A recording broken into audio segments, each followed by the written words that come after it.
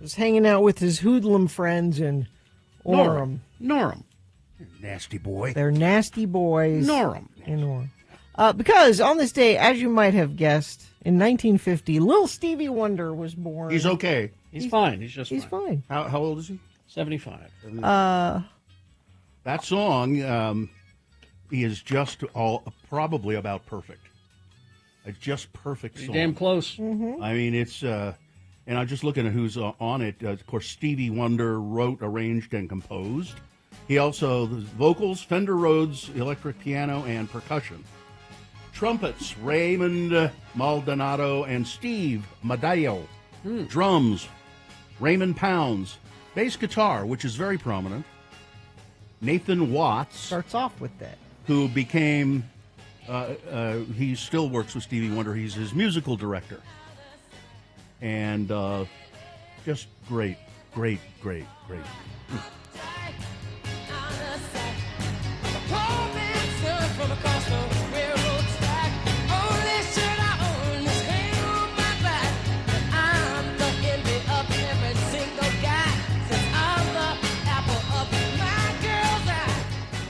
We can forgive him for Ebony and Ivory. We can forgive him for that. Sad on this day about Stevie Wonder. What's that? So in 1971, his 21st birthday, he was awarded his childhood earnings. Oh. Yeah. Which should have been about $30 million. Probably, yeah. The only thing that was left was $1 million. Really? He only got $1 million. He only got his parents squandered Yep. it. Yeah. Parents and managers. Parents are terrible people. Managers. It was all of the adults around him taking advantage of him. Well, he couldn't see him. He just stole it right out from under his nose. Yeah, he couldn't see him, so man. This is my favorite. Superstition? Mm-hmm.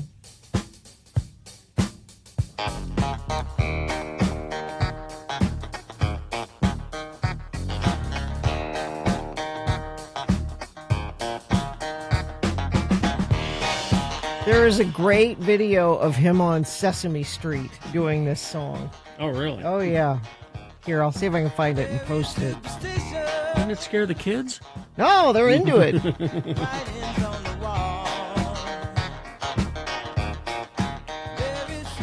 I remember buying that record, Songs in the Key of Life, double album. Mm-hmm. I remember buying the vinyl and playing the hell out of it. Mm-hmm. Little Stevie Wonder.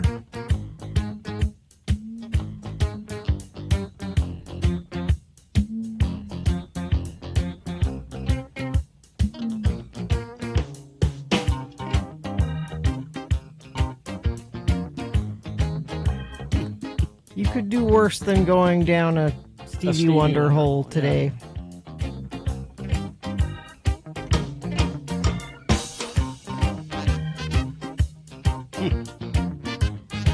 I'm not familiar with this. Master Blaster. Oh, I know the title.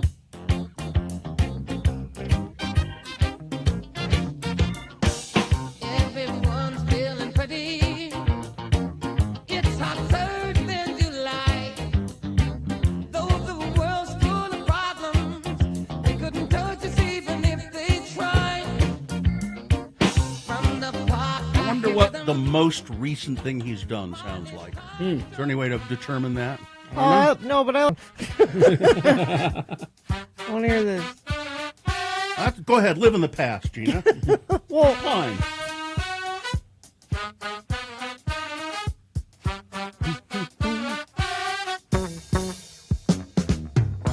Music is a world within itself, with a language we all understand,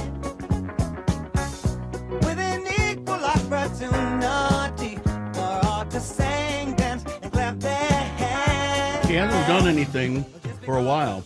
yeah, so let's just enjoy this. In 2013, he said he'd been working on new material for 2 albums, When the World Began and 10 Billion Hearts, but neither of them have been released. They can feel it all over me. They can feel it Oh, yeah. You thought the Red Hot Chili Peppers wrote this song? No, they did not. They didn't even do a great version Yes, of it. they did. No. It's pretty good. It's their own thing.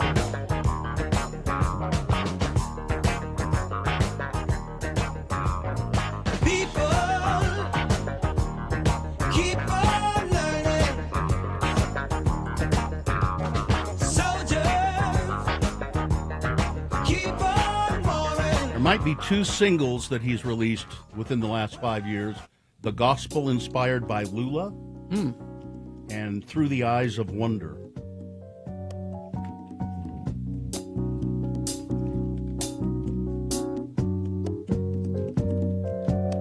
I just posted that Sesame Street.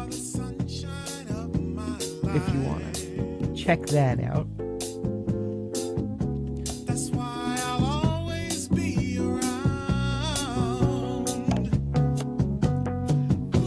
You are the apple of my Stevie Wonder has 9 children with 5 women. Can we get a little part-time lover, please? Seriously?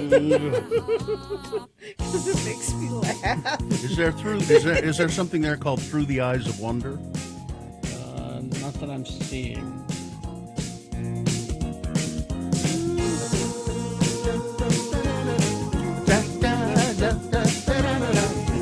I'm always nostalgic for 80s, whatever it is.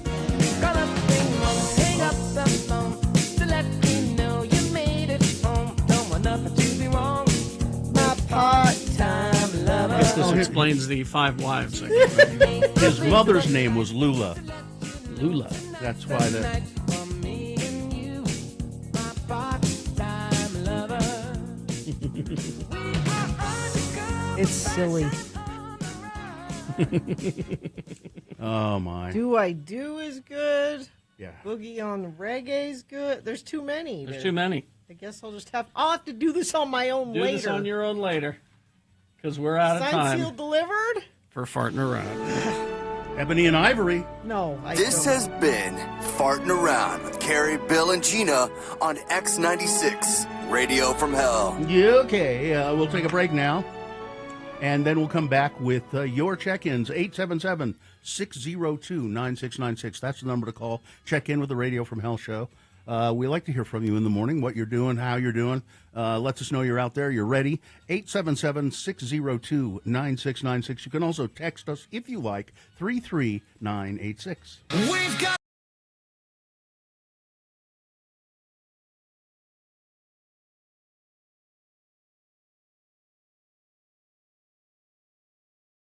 We were talking about sandwiches earlier, and I'm hungry for a sandwich. Really?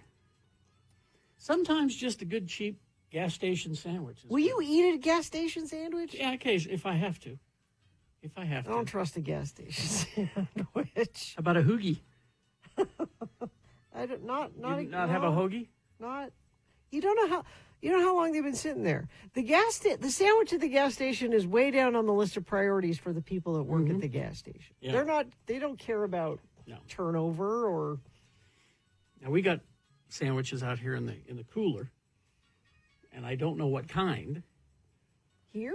Yeah, Right now, there's and sandwiches here. There's sandwiches out there right now. Where? Out in the cooler there. You know where you could buy the drinks and stuff. Now. Yeah. Again, how long are they out there? I don't know. Well, will you do a gas station hot dog? Okay. All right. Oh, your okay. Maverick is like high-end convenience store gas station. Yeah, they have Hot good dog. They have. I stuff. trust Maverick. You trust a gas station sandwich from Maverick? Yeah, I trust. I would. Okay. I think they take pride in the food that they Yeah. offer at their. Yeah, I've Maverick had has them. all the good stuff. They have the Bahama Mama. They got the best bathrooms. If you're Their coffee is even pretty good. yeah, they have the soda fountain. This sounds like an ad for Maverick. They have the soda fountain with like 50 different sodas, and you can add little vanilla to it, like I like. Like to you do. like. They have the good ice. By- Maverick knows what they're doing. By the way, the owner of Maverick, Keith Maverick. Keith Maverick. Keith, we're going to send you a bill. I'm going to send you a bill. Oh, if we're traveling, we're talking about road trips earlier. Yeah. It's Memorial Day. People are taking road trips. We will I do, too. destination Maverick on a road. I try to stop at a Maverick, and I'd rather go to a Maverick than a drive-through fast food place. Oh, yeah. Really. Now, you mentioned the flavored syrup for your sodas. I heard someone bitching about the movie theater ones. Where you pre-select The your freestyle? Yeah. What was their complaint? They just didn't care for them at all, and I'm like, what are you talking about? It's not a good mix. I like it when I can mix my own. Oh, is that the complaint? Yeah, because the freestyle is a pre-mixed thing. But Yeah, I don't mind. yeah. Get a, Oh, you cherry. want to know my freestyle trick? There is one? Yeah. Well, Is that they If have you- that at Harmon's too, don't they? That freestyle. no. No. It's like a soda fountain. Yeah, I know. I thought I saw one at Harmon's. Here's my trick. So you have a pure drink that is the drink that you wanted, Okay, say- untainted by other drinks. Say it's Diet Coke. All right. Always go to the water tab Mm-hmm. and run a little water through there first. Oh, otherwise you're getting the flavor of the leftover. Yep. Okay. Oh, that's a good That's trick. my little freestyle. Gina, you are so amazingly creative about things that don't matter. No, That this, matters. no, this is helpful because You I'm. put your brain to these things. It's Just helpful a little be- water. because just a little- I'm making my twice yearly trip to the movie theater, and I need to know this. do a little rinse Okay. because they all come through the same spigot. All right. Thank you. My little tip.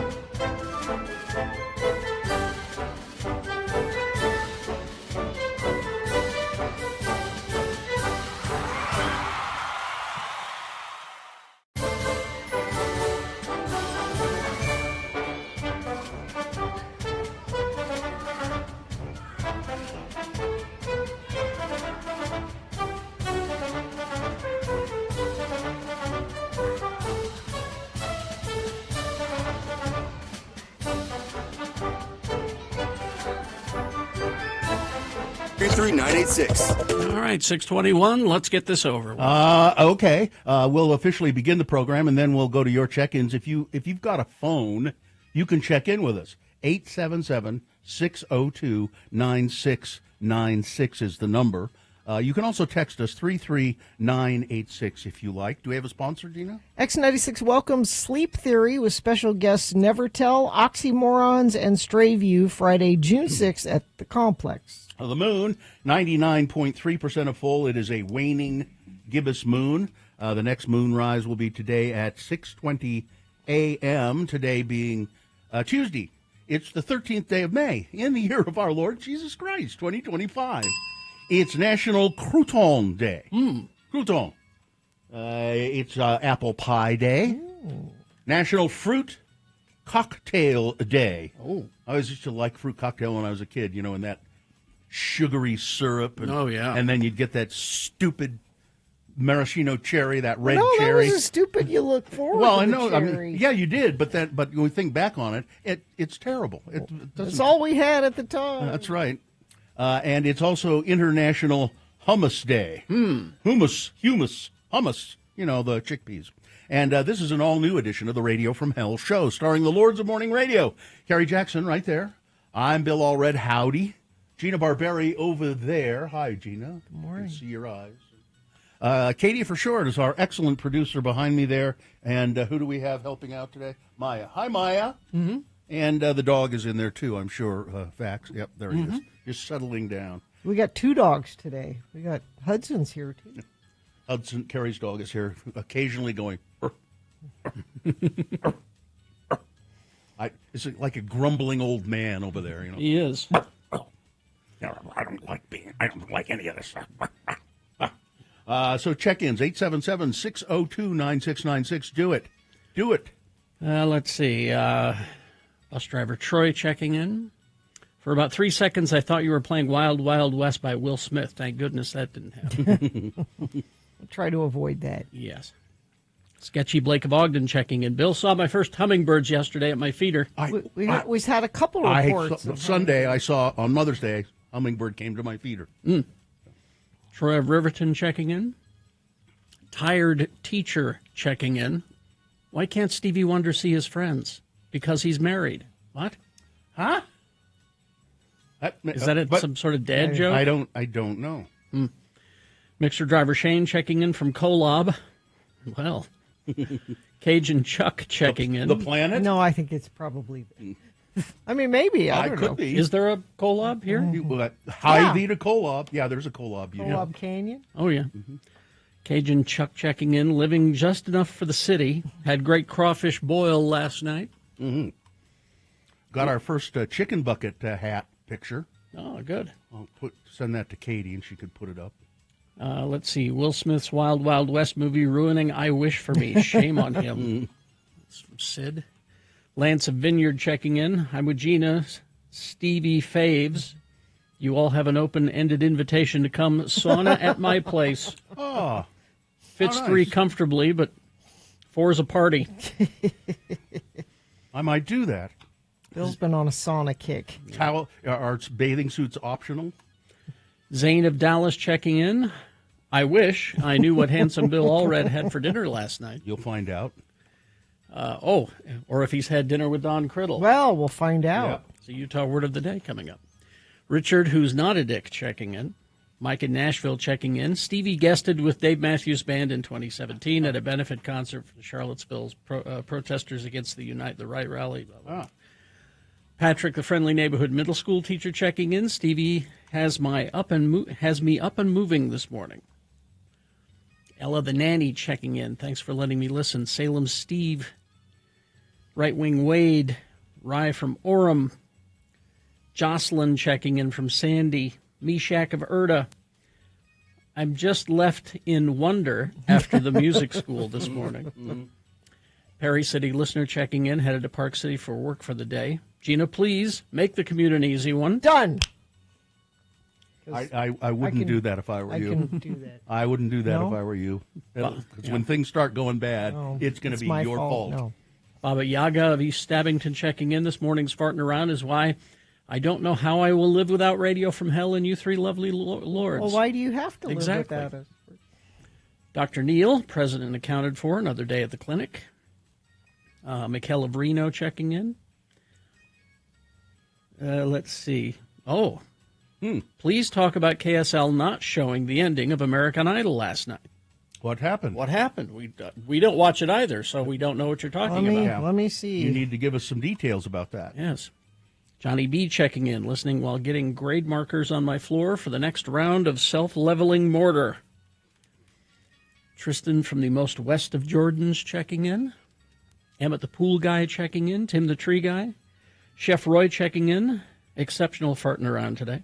Andrew here, adjusting to new sleep schedule with a newborn. Excited for a great spring band concert at Shoreline Junior High. Really? Are you excited for that? Sure. Really? Mixer driver, that's not a Shane, checking in from Park City. We have another mixer driver? Mm-hmm. We have three that I know of. I met a woman mixer driver, one of my remotes last month. Les, the hairstylist, checking in. Only 8 more days of school. I can do this. Woodworker Willie checking in. FOP Holly of West Jordan checking in. My dog said to tell you all hi. Have a great day. Hi. What's your dog's name? AC fixed? Question mark. I think so. It feels better in here. Thank you for asking. The lobby is cooking, though. I don't care. I can cook down there. We'll find it. Left Lean Sween reporting in. All right. LDS Discussions checking in. Okay. Kendrick in Montreal for the week. This is Dominic Bonacci from Clearfield checking in. Thanks for all the great music and conversations. Do you guys have any advice on how to handle night terrors in my 8-year-old stepdaughter? Oh, gosh. My daughter used to have those. They're horrible. That's hard. That's really hard. Mm-hmm. She got over it. I don't think you have them forever. Yeah. Tree of Maine. Hope you stay cool today. Like I said, so far, it's all right. What? Okay. Traffic. Well, and I'm not the only one saying that the traffic's fine. Right Wing Wade says it is too. Checking in from I-15, both lanes moving along well. So let's see if we can keep it that way. If it doesn't stay that way and you see something, let us know. Text it, 33986. Well, I forgot to mention yesterday, and he's probably there today too, Clark was checking in from El Salvador. Oh, really? Yeah. Said, I'm listening on the app and I'm checking in. I'm in El Salvador with my family.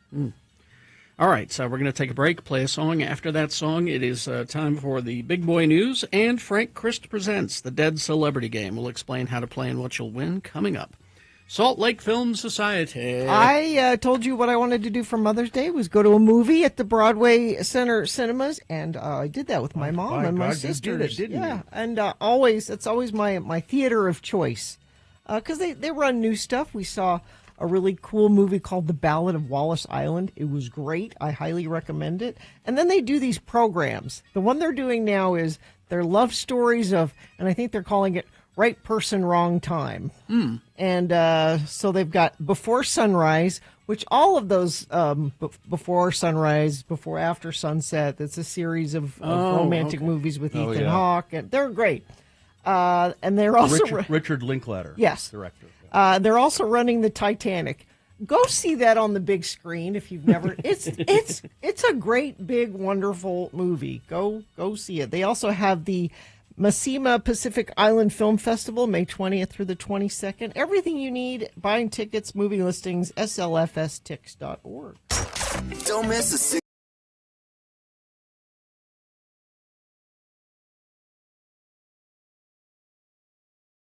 So how strong was the odor? So I got out of my car here at the Broadway Media Tower this morning. Today. And there's not that many cars down there. No. Except Carrie's car is there. And I opened my door and I instantly smelled skunk. Now, I don't think there was a skunk in the parking garage. Is there a skunk in your car, Carrie? But I instantly thought, and I asked as I walked in the studio, I said, Carrie, did you hit a skunk on the way to work? And you said... I said, no, that answers my question. I didn't hit a skunk. You didn't hit him? No. What? What? Come in, Katie, I can't. You can't. Yeah, you're bad at pantomime. So you didn't hit a skunk? I did not hit a skunk. But here's the thing. Yes, Katie. Are you talking about on the freeway? It may be. We come in the same... Because it's on my car, too. Really? What happened? I think somebody hit a skunk on the freeway Ran on our over off ramp that you and I normally take, the night south off ramp.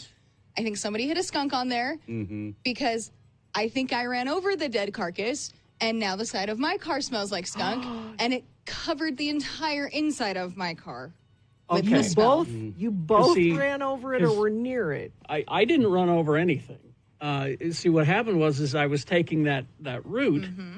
I smelled the skunk, And I'm like, oh, somebody must have hit a skunk, and that's what I'm smelling. Yeah. And then as I proceeded into town, it didn't go away. I thought, Yeah. well, it's just still circulating in my car. It was on And your then car. I get out, and I'm like, I can still smell it. It must be stuck in my nose, is what I'm That's thinking. literally, I've been dealing with my nose inside the studio. It's because of that. Because I still feel like I smell it. Exactly, me too. When I was at Bear Lake one time, driving, and a skunk ran right in front of my car, and I ran over it. I killed it, and my car just reeked of skunk. But it goes away pretty fast.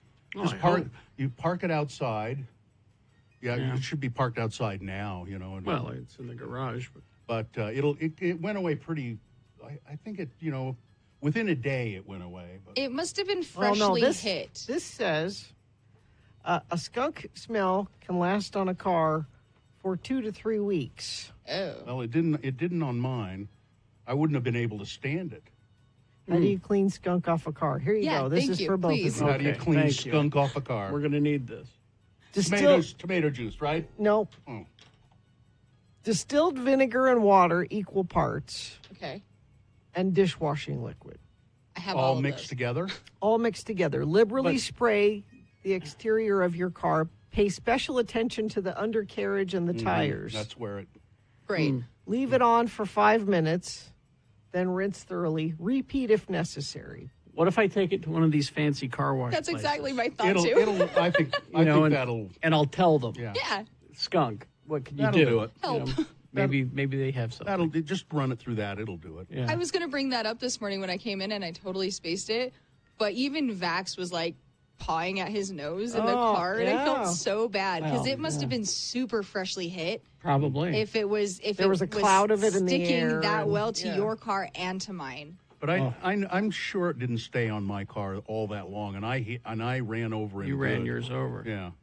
So, Yeah, see, I think I just passed through, or Isn't that interesting that it can be that you didn't hit it, just passing through a cloud of it would carry it all the way. and it may have been some of the, because when they get hit, they get squashed. And it spreads. And the sack spreads, and so the sack probably spread it all over the road. That's what I'm thinking, And I'm too. betting that's what happened. Now Yeah. you guys are all concerned about your damn cars. Could we just have a moment, please, for the poor skunk? I think skunks are pretty cute. I would own one if I didn't have to deal with the smell. And Well, I know you you- can get it removed, you can but my have them husband, descented. my husband won't allow me to do that as I much don't- as I would love to. I 'cause don't they're- blame him. They're cute. They're really cute. I think. Cement Dave says, I've made first contact with both skunks and raccoons. The raccoon smell lingered longer than the Really? skunk. Interesting. But you know what the worst stink that I've ever experienced was? It was during the summer. It was when we lived in Draper. And my car hit a bird I didn't know, and the bird got wedged into the grill. Oh man. And then I parked the car over the weekend, and it was hot. It was summertime. And then I go out there Monday, and it's like, and I couldn't find it. And it was coming in through the vents and So everything. what did you do? So I had to, sit down and look and dig and take the thing apart, and sure enough, there it was. Well, I'm glad I'm not the only one that dealt with this smell this morning because it's bad. Okay, well, that answers my question. No, I didn't hit a skunk. I just kind of passed through. You must have passed through it right after it was hit because even mine smells terrible, and I could hear back. Now the after old you. now when people would get sprayed with skunk, the old cure for that or remedy for that was you're supposed to take a bath in tomato juice. I remember that. But I think that's bunk. But that's what Is that one of those old wives' tales? I think so. They did it on Seinfeld. They did. Well, it must be true. Then it must be a lie. Seinfeld doesn't lie. Yes, they do all the time. Yeah, it's quite amazing what they. It's such a and- strong smell. Yeah, and they're raccoons stink, and I knew people who've had pet ferrets. They don't. they're I mean, they don't have a They're not- spray, no. but they smell gamey. If you don't take care of the ferrets, they do smell. I used to have 2 of them when I was a kid. Well, didn't they always have that kind of smell? Not if you take care of them. When you say What do take you care mean? of them, what is that? You bathe them on a regular basis, like normal. You actually clean out their cage properly. How do and you bathe a replace- ferret? You put them in a They, bathtub. I mean, they like it. They love it. They're okay. At least my ferrets absolutely loved playing in the water. You put a couple toys in there. There's ferret shampoo. You can wiggle them all Ferret around. shampoo, yes, there Yeah, is ferret. yeah. There's a picture of a ferret on the label. That's how you know. I loved my ferrets. They were cute. I've been around them a couple of times. They were the ones I've been around were actually very friendly. They're super sweet. My buddy used to have one, and he had like those little tunnels that would go like underneath his couch and stuff. And kinda creepy, they'd get though. playtime, and I love They're ferrets. weasels, you know. Yeah, Well, yeah. they're part of the weasel family. Grew up in a small town, and Salem was much smaller than it is now. And I remember everybody in town remembers when the Coles decided that they were going to become mink farmers. Oh, Yes, finally, after about a year and a half, everybody said, "Really, you gotta get rid of that." Yeah, no, 'Cause that's- depending on the wind, the direction it was blowing. Oh man, And you don't want to have any fresh eggs around if you have ferrets. Exactly. They'll suck your eggs. they will. Egg suckers. That's Egg what they are. suckers. I'm allergic So to are- the eggs, so so you are know it's skunks. good. We're fine. Skunks are egg suckers Yep. too.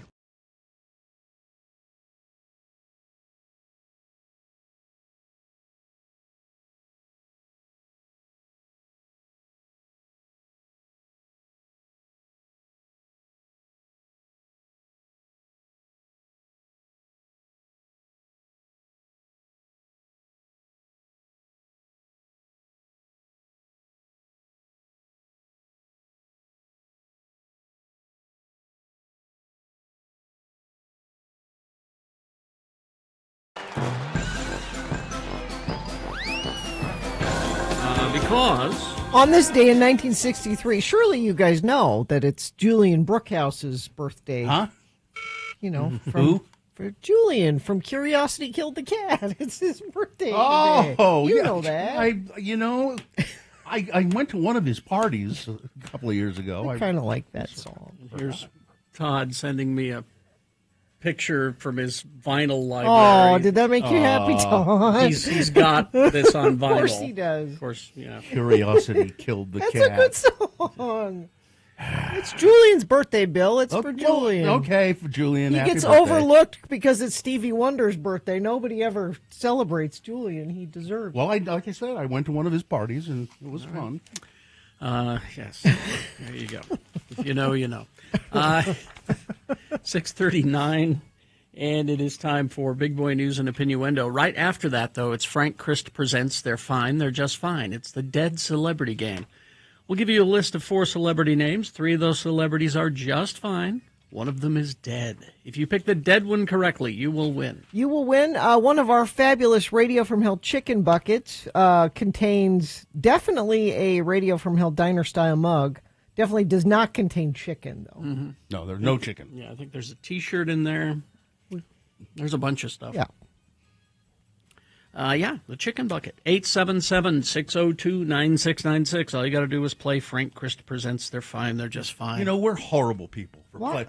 It's the dead celebrity game. You Yeah, have to pick oh. a dead celebrity. Yeah, We're it is. horrible people. It is horrible. That's coming up after this. Big Boy News and Opinioendo, brought to you by. Click it or ticket. Remember to buckle up your loved ones. Every trip, every seat, every age. A message by the Utah Department of Public Safety. Visit clickit.utah.gov.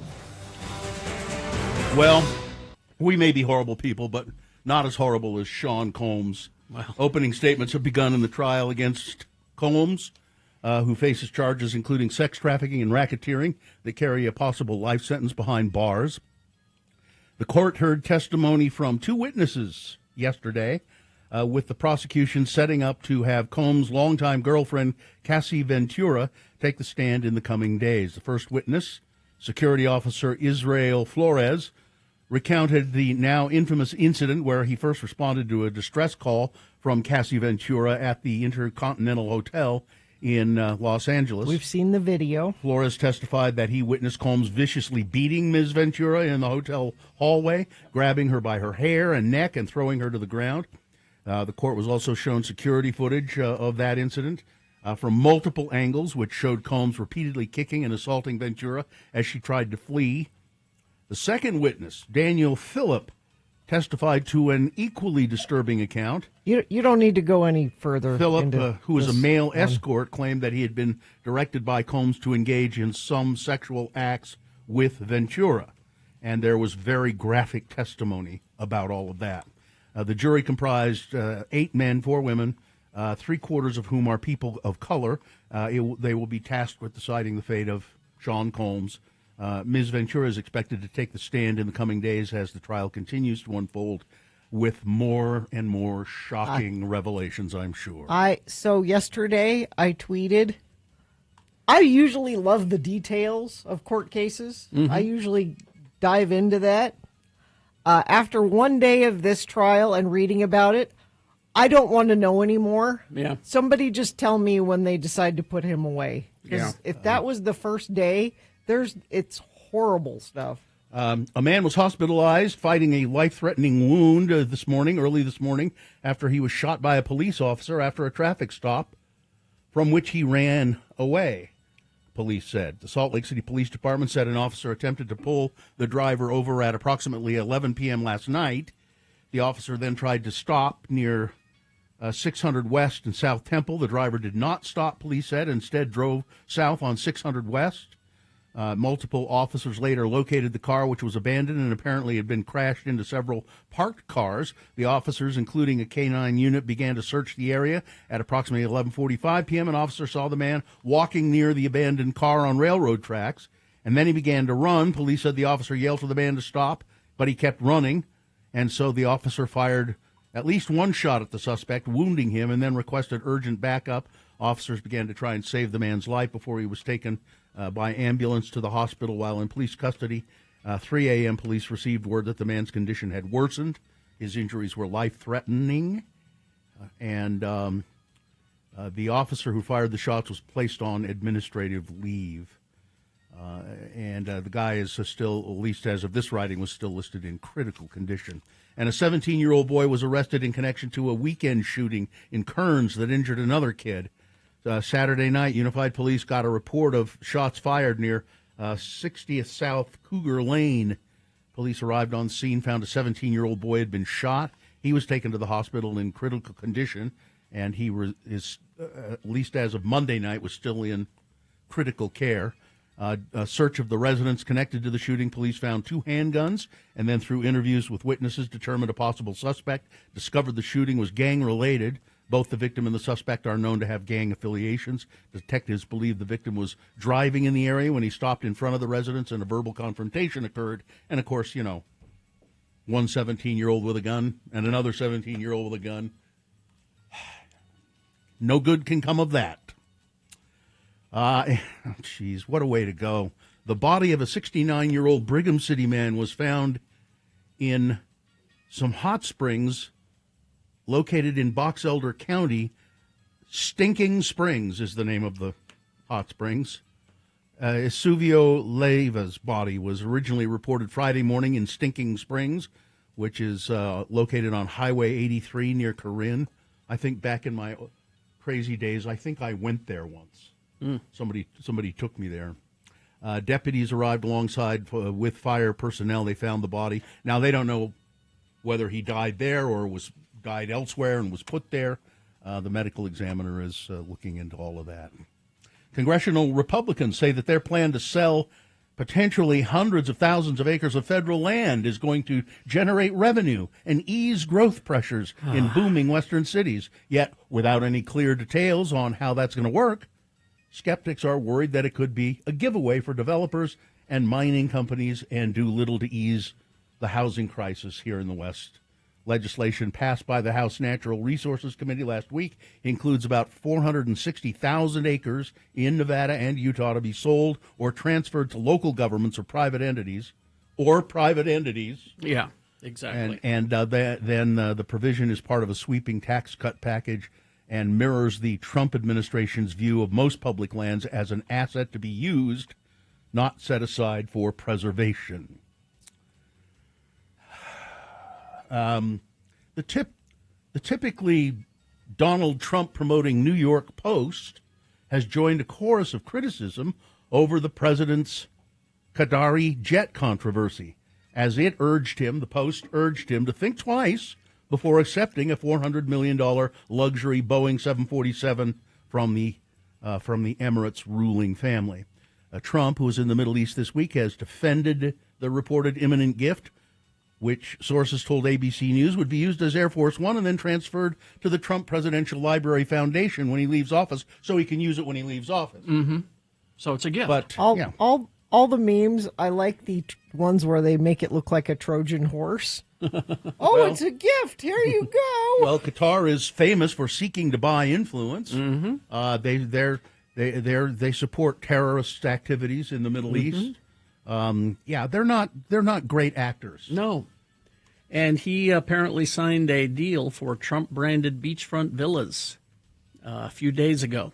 In Qatar? Yeah, before this was announced. And, Senator Rand Paul, Republican, says of this luxury jet thing, this doesn't seem right. It's not. You think? I was looking at it, and It's not. I don't think it looks good, and I don't think it smells good, and But Hunter Biden. It just doesn't seem right, I mean, we make decisions on troops there in the Middle East, and there's a lot of foreign policy decisions, and I think people will think that it could possibly maybe sway the decision-making process when you've gotten a ride on it every day and it's a really nice plane or something like that. You think, Rand? Yeah.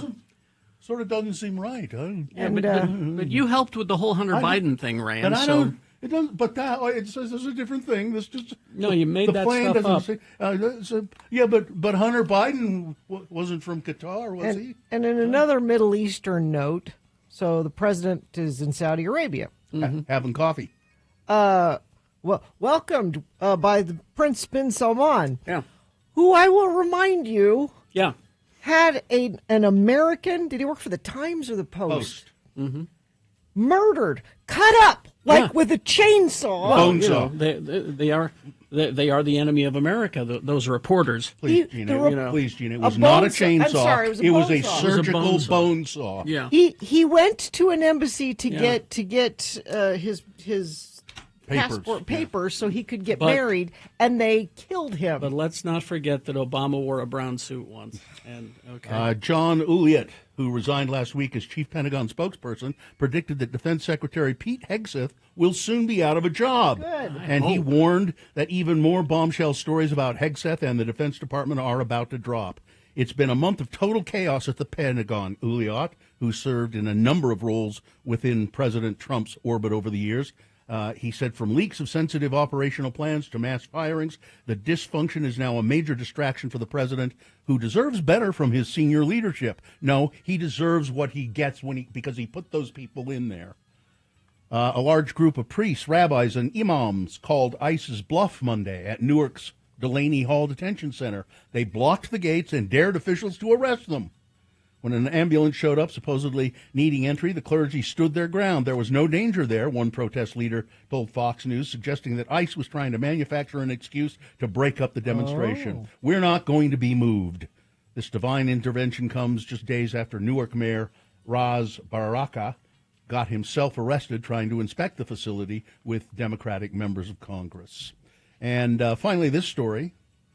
There is a volcano in Alaska. It's near Anchorage, and it is probably going to erupt. Really? Mount Spur.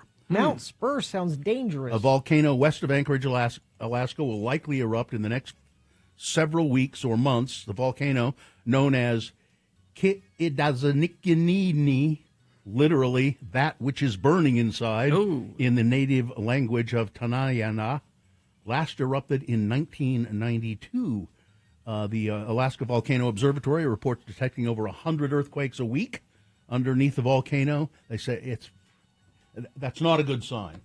They say the imminent eruption will likely be similar to the 1992 and the 1953 events, with one or more explosive eruptions, an ash cloud covering hundreds of miles, and up to a quarter of an inch of falling ash will settle over Anchorage, Alaska. Wow. Not fun. No. So there you go. Before we get to sports weather traffic, we need a contestant to play Frank Christ Presents They're Fine, They're Just Fine, the Dead Celebrity Game. We got the Radio from Hell Chicken Bucket. And we're going to make this a 21 and older chicken bucket. What?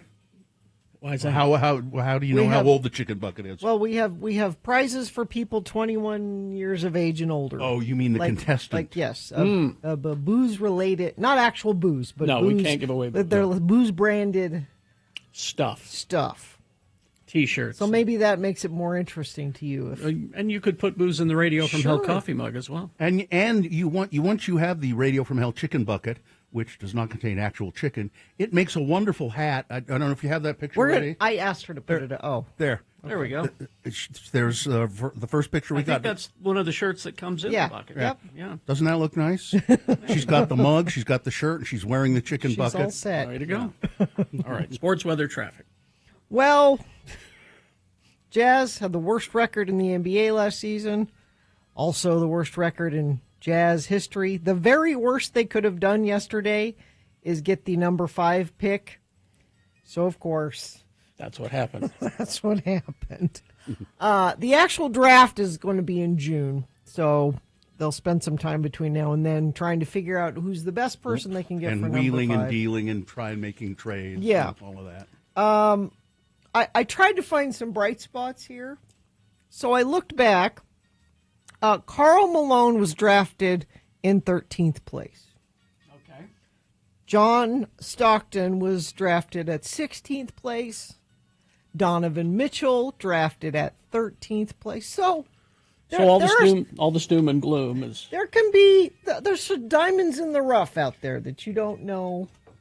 I am hopeful that number 5 will bring us our next star. I don't know who that will be, but hang in there, Jazz fans. It can't get worse. It literally can't get worse. You can say that with certainty. Whatever happens next season, it will be better. That's your sports. Weather is much cooler today, not just here in the studio, but outside too. It's 48 right now, only going to get up to 59 for a high. It's pretty clear right now, but we do have a chance of showers later today, and that lingers for the next couple of days. We stay down in the upper 50s to low 60s through Thursday with anywhere between a 50 to 90% chance of showers over the next couple of days. Traffic we have. A couple of cars crashed eastbound I-80 at Lake Point on the right shoulder. Traffic is slow merging from SR 36. And a crash northbound I-15 Pleasant Grove Boulevard in Utah County. And whatever you're seeing on the roads, please share it with us. Text it to us, 33986. Good morning, Frank. Oh, hello, everyone. Frank Christ is here. He's in the studio with us, ladies and gentlemen. He is the Grim Reaper of celebrities' souls. Frank is as you would expect a Grim Reaper to be. He's a skeletal figure. He's wearing the robe of a Reaper. He's got a scythe and a hood. Of course, underneath the hood, though, I think this is interesting, Frank wears a motorcycle helmet. Oh, got to protect the old noggin. Yeah, the old brain bucket there. Because La cabeza. Frank goes around in an electric scooter rather than a horse. No, I don't like horses. Yeah.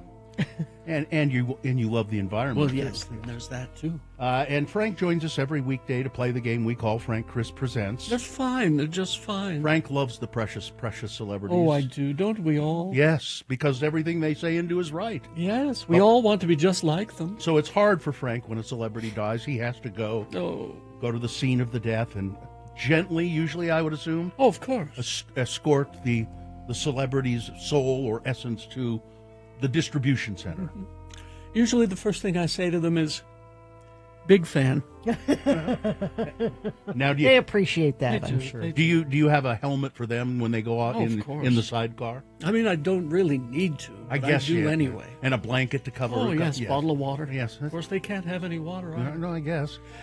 Anyway, Frank joins us to play this game. Frank Chris Presents. They're fine. They're just fine. He's given me a list of 4 actors. 3 of the actors on the list. Oh, it is fine. But one of them Frank has had to take. Oh. And it's the contestant's job to determine who the dead actor is. Who do we have? Looks like Sketchy Blake is here. Sketchy Blake of Ogden. Good morning, Sketchy Blake. Good morning. How are you? I'm fine, just fine. Yes, you good are. to hear. Yes, you are. Now, Blake, if you identify the dead celebrity, you will win a Radio from Hell chicken bucket, and it's got all kinds of good stuff in it. We'll show you the picture again of Anissa. She's wearing the bucket as a hat, which we would hope you would do that too, and then send it in to us. Send a picture in to us. There she is, Anissa. Isn't that charming? She just looks great. She's got the mug and the shirt and the chicken bucket hat. All right, Sketchy, are you ready to go? Ready. All right. Because it's International Hummus Day, hummus was invented in the Middle East. There's some argument as to which country developed it, and they have fights over it and who has the best hummus. But Frank has given me a list of actors in movies set in the Middle East. Number one on the list is Denholm Elliott. He was in plays by Dennis Potter, such as The Yellow Brick Road, Brimstone and Treacle, and Blade on the Feather. He co-starred in a TV production of Strange Case of Dr. Jekyll and Mr. Hyde, and he was the butler in Trading Places, and he starred with Nicole Kidman in Bangkok Hilton. He was in 2 Indiana Jones movies, much of which take place in the Middle East. Number one, Denholm Elliott. Number 2, Mark Duplass. Started a film production company with his brother, and they wrote and directed The Puffy Chair, Baghead, Cyrus, Jeff, Who Lives at Home. Some of his other movies include Hump Day, The League, Greenberg, Safety Not Guaranteed, The One I Love, and The Lazarus Effect. He was in Zero Dark 30, about the hunt for Osama bin Laden, of course, in the Middle East. Number 2, Mark Duplass. Number 3, Patricia Clarkson. Some of her early supporting roles were numerous films like The Green Mile, The Pledge, Far From Heaven, and Dogville. She was also in Good Night and Good Luck, Lars and the Real Girl, and Elegy. She appeared in Woody Allen's Vicky Cristina Barcelona. She was in a movie called Cairo Time, set in Cairo, Egypt. Number 3, Patricia Clarkson. And finally, number 4, Kevin J. O'Connor. He had character roles in Lord of Illusions, Van Helsing, There Will Be Blood, and G.I. Joe, The Rise of Cobra. Had a small role in Steel Magnolias and a featured role in the erotic thriller Color of Night. He was in The Mummy, set in the deserts of the Middle East. Number 4, Kevin O'Connor. All right, Blake, which one of those actors is dead? I believe it's Kevin O'Connor. No. He's fine. He's just fine. He's fine. I'm sorry, Blake. But we'll give you another chance, okay? Listen carefully. Is it Mark Duplass, Patricia Clarkson, or Denholm Elliott? Denholm Elliott. Yes, Denholm Elliott. Been dead since 1992. He was 70 years old when he died. And again, one of those actors, if you saw him, you'd go, oh, yeah. That guy. Congratulations, Blake. You got it on the second try. You'll get the Radio from Hell chicken bucket, which does not contain actual chicken. It'll be full of prizes. And remember, we expect to see you a picture of you wearing it as a hat, okay? Understood. All right. Hang on the line, Blake. Understood. Understood. Well, I've got to go check on Harvey Keitel. 86 today. Oh, yeah. Dennis Rodman is 64. That's a hard 64. Yeah. Did they take his boating privileges away I think so. after running over those manatees? I think so. Hard God, I hope 64. so. Well, goodbye, everybody. Goodbye. Goodbye, Frank. Several vehicles involved in this crash eastbound I-80 at Lake Point in Tooele County. Vehicles are on both shoulders. It's causing slowage for traffic merging from SR 36. That's the only incident right now, and nobody sent anything in via text, but you can if you see something. Just make sure it's safe for you to text 33986. Jerry Seiner Cadillac celebrates their new location with an incredible buying experience for your dream car. Come in today and experience the Seiner difference. KXRK Provo will take a break after these messages. It's a brand new Utah word of the day. Stand by for that. HasterGames.com, that's the website, but it's really best if you just go down and see them. 6831 South State Street. They've been specializing in board games, Magic the Gathering, Dungeons and Dragons, dice, figures, paints, all that stuff. For as long as I can remember, they've been doing that. Final Fantasy is coming to your games of Magic the Gathering with a little over a month. And Haster will, of course, be holding pre-release events to celebrate the set. It's going to be a massive moment for fans of both Magic and Final Fantasy that you don't want to miss out on. So contact the shop for details about the events. Just go in and say hi to them. And the iconic board game Catan has just received a brand new edition. This new edition streamlines the rules of the game for less rule reading and more game playing, as well as building upon the existing rules to make each game that you play even more fun. Alongside the releases in of the new base game is the 5 to 6 player expansion, the Seafarers expansion, the Cities and Knights expansion, plus the 5 to 6 player add-ons for both. Catan is back and better than ever. So go to HasterGames.com for more information, or like I said, go and see them. 6831 South State Street, Haster has.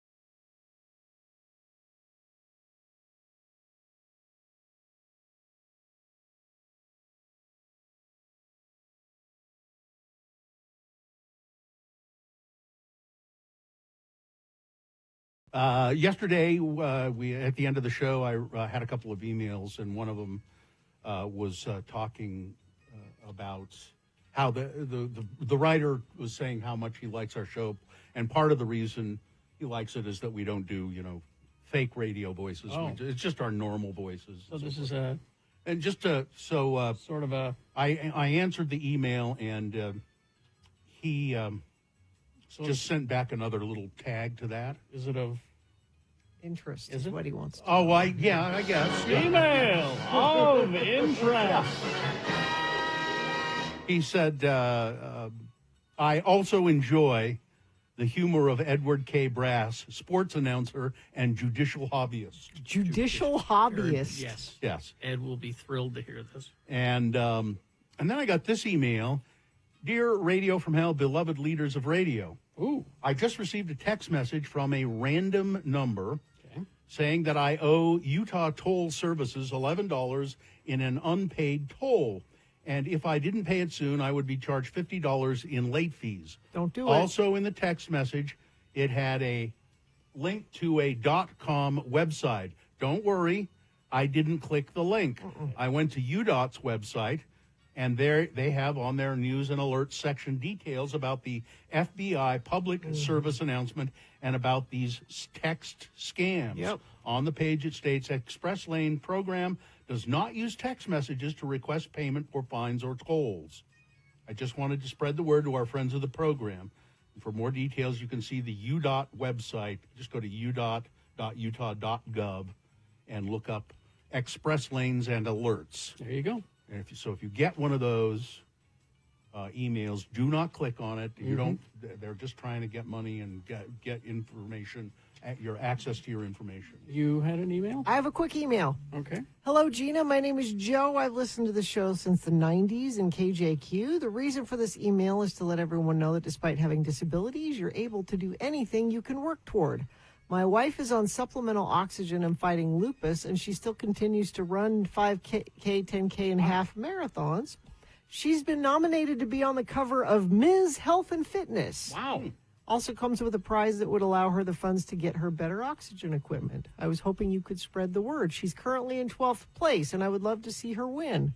So if you'd like to vote for Ms. Tori Sutton for Ms. Health and Fitness, just go to mshealthandfit.com, and you can vote for a friend of the program, Tori. Well, there we go. That's very nice to do. There were certainly a couple of emails of interest.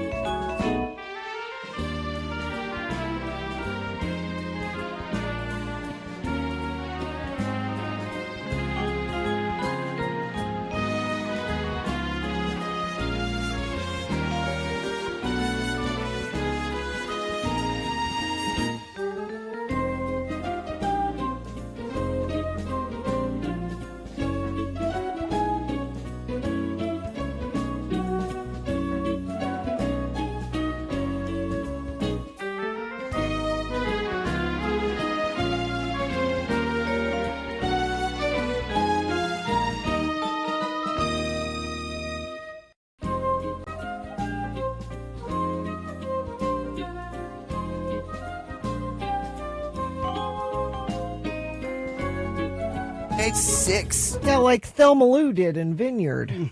Thelma Lou. She tunes in every day. We do Utah Word of the Day. It's her favorite feature in Vineyard. In Vineyard. Vineyard. I wonder if we'll hear from Helen Crump today. You don't know? I don't know. You don't. It hasn't happened yet. I don't. I just was wondering. I was speculating that we might. How about Juanita? Yeah. Who works Oh, Juanita. Juanita. Down to the diner. Down to the diner. Juanita. Yep. You are so sweet, my Juanita. Listen, the Utah Word of the Day, by the way. Yes. This is based on an actual conversation that was overheard by our very own Todd Newcomb.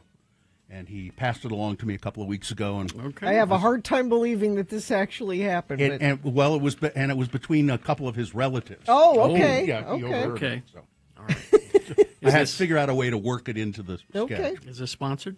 See movies on the big screen at Broadway Center Cinemas before sunrise on the 1997 classic Titanic playing this weekend. Get tickets and showtimes at slfstix.org.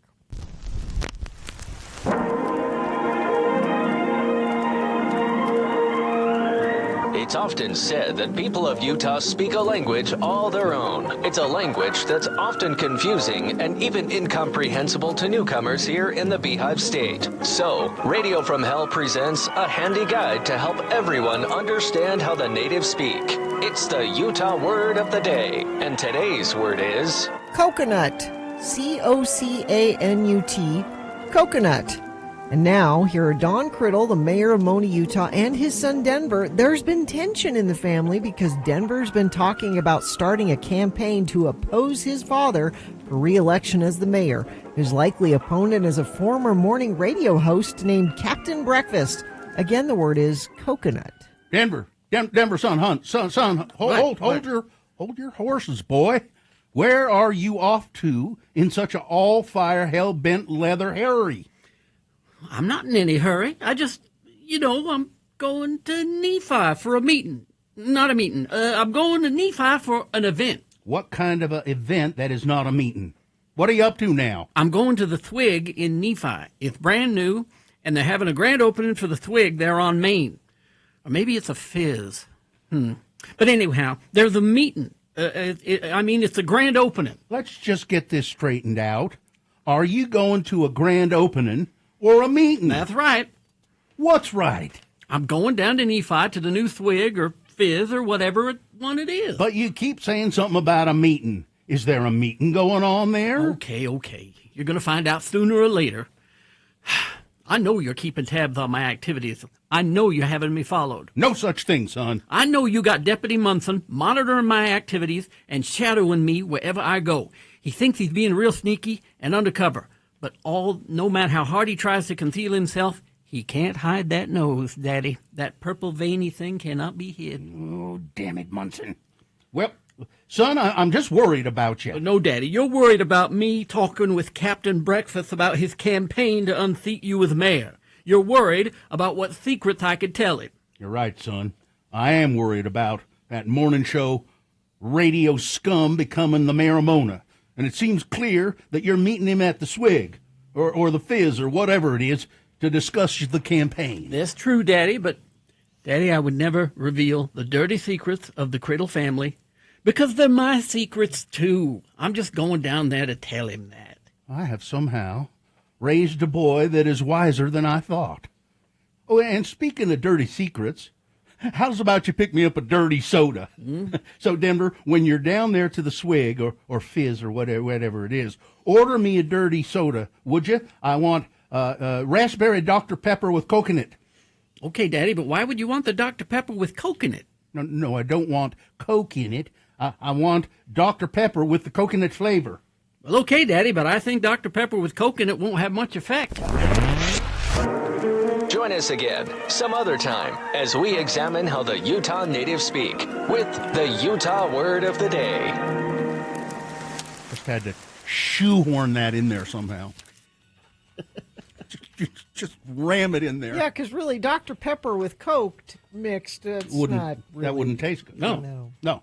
That's why Denver can't figure it out, why he wants Coke. No, but he doesn't want Coke in it. He wants coconut. Mm-hmm. Coconut flavor. So Chick-fil-A was doing these swirls, like their soft serve ice cream with like Dr. Pepper or Coke. Doesn't that sound good? Sounds delightful. Sort of. Yes. So I went there the other day, and they came up to the car and said, my pleasure, like they do. And I said, I'd like to try one of your new swirly things. Mm-hmm. And she said, I don't know what that is. I said, yeah, you're advertising. Oh, it's this new swirl. We don't have that. Yeah. I'm like, oh, okay. Now they come up to your car in the drive-through, so you guys don't know. You don't fast. And they say something to you. What do they say? Well, my pleasure is always their thing. Like, oh, really? Yeah, they have to say my pleasure. I don't eat there, so. But they come up to your car and take your order. You're not ordering at the actual window. Yeah, because they get super busy. But by the time I got up there, there's a big sign saying, "Try our new." Well, this is obviously Frosty a swirling new or thing. temporary employee. And I'd already ordered and paid for something else because. And maybe it wasn't really an employee. Yeah, I mean, could have just been somebody. I really wanted to try the Dr. Pepper with ice cream in it. Doesn't that sound good? It sounds great. Did you go home and make one? Have you tried? Have you gone to the Arby's for the steak bits or whatever Steak it was? nuggets? Oh steak no, nuggets? I have not yet. Well, Yeah, make sure you go there and make sure that they have a sign advertising it. Mm-hmm. What? How do I know the thing and you work there and you don't know the thing? Listen, But you didn't see the sign until you got up closer? Exactly. Listen, I'm Gina, like, yeah, that Gina, right there. I want Gina, one of those. Gina, there are many things that go on this radio station that if you asked me about it, I would say I don't know. You work there. I don't. Yeah, but I don't know. lots of stuff. Because I don't pay attention to it. I pay attention to basically what we do here right now, and the rest of it I don't pay much attention to Yeah, you're wise to do that. because it would drive me crazy.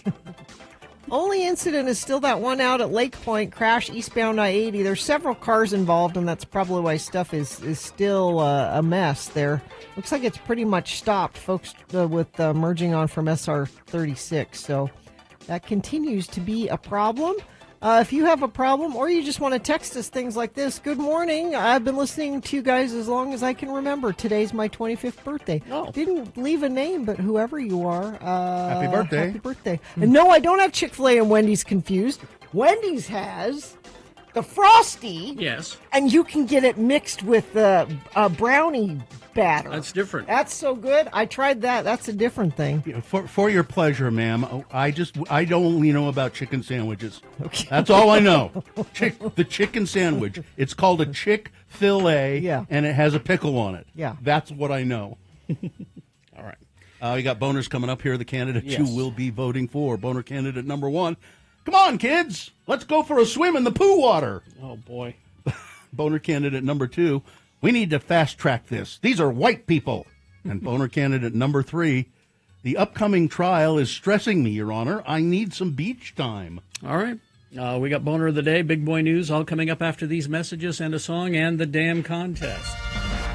Yep, here it is. It's your chance to win $1,000 in this national contest. This is your first keyword of the day. You'll have another one at 10:15, 1:15, and 5:15. That's 4 entries a day, and that's more chances for you to win the $1,000. Each keyword is a unique entry. Keyword for this hour is luck.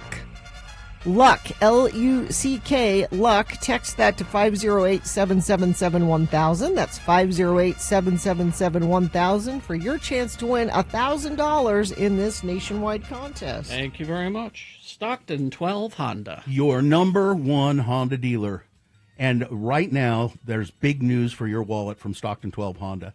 Trade-in values are at an all-time peak right now. And they say that these trends, these high values for trade-ins are not going to last much longer. But why wait and risk getting less tomorrow? Visit Stockton 12 Honda right now and buy a car. Trade in your old car. You'll get top value for it. I've bought a couple of cars from Stockton 12 Honda. Driving one right now, as a matter of fact. Always great service at Stockton 12 Honda. Your neighborhood Honda dealer for over 25 years. They're out there in the Southtown Auto Mall in Sandy, right at the very southernmost part of the Southtown Auto Mall. I think the next thing over is Costco. is about it. But Stockton 12 Honda, whether you want a new car or a certified pre-owned or used car, you can find the perfect one for you at Stockton 12 Honda. You can go online and see their inventory. It's Stockton12Honda.com. Stockton 12 Honda. The X90.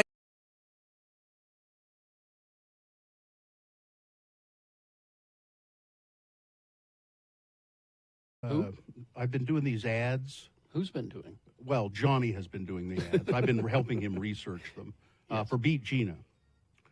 And I've been going through so many of these old-timey ads for him.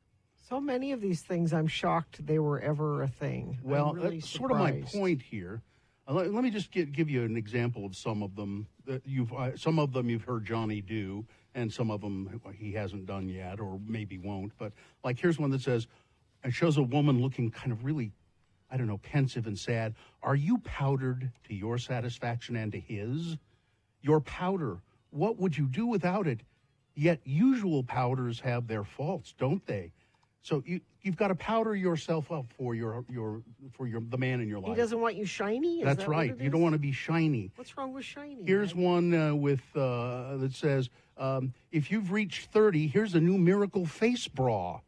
You wear it. You wear it at night to keep your jowls from sagging. If you're 30. Yeah, 30 You mean and- like a baby. Yeah. 30 It's 30 is young. it's amazing. And there's like, here's one. I won't stay in this house another minute. The big brute is complaining that all of his shirts are telltale gray. After that, after I've slaved over them, and then she gets Fells Naphtha soap, and the shirts are So gray. this is misogyny ads? Oh is my that- God! It goes on and on and on with the misogyny. Where are the ads for men that Here's they should take care of?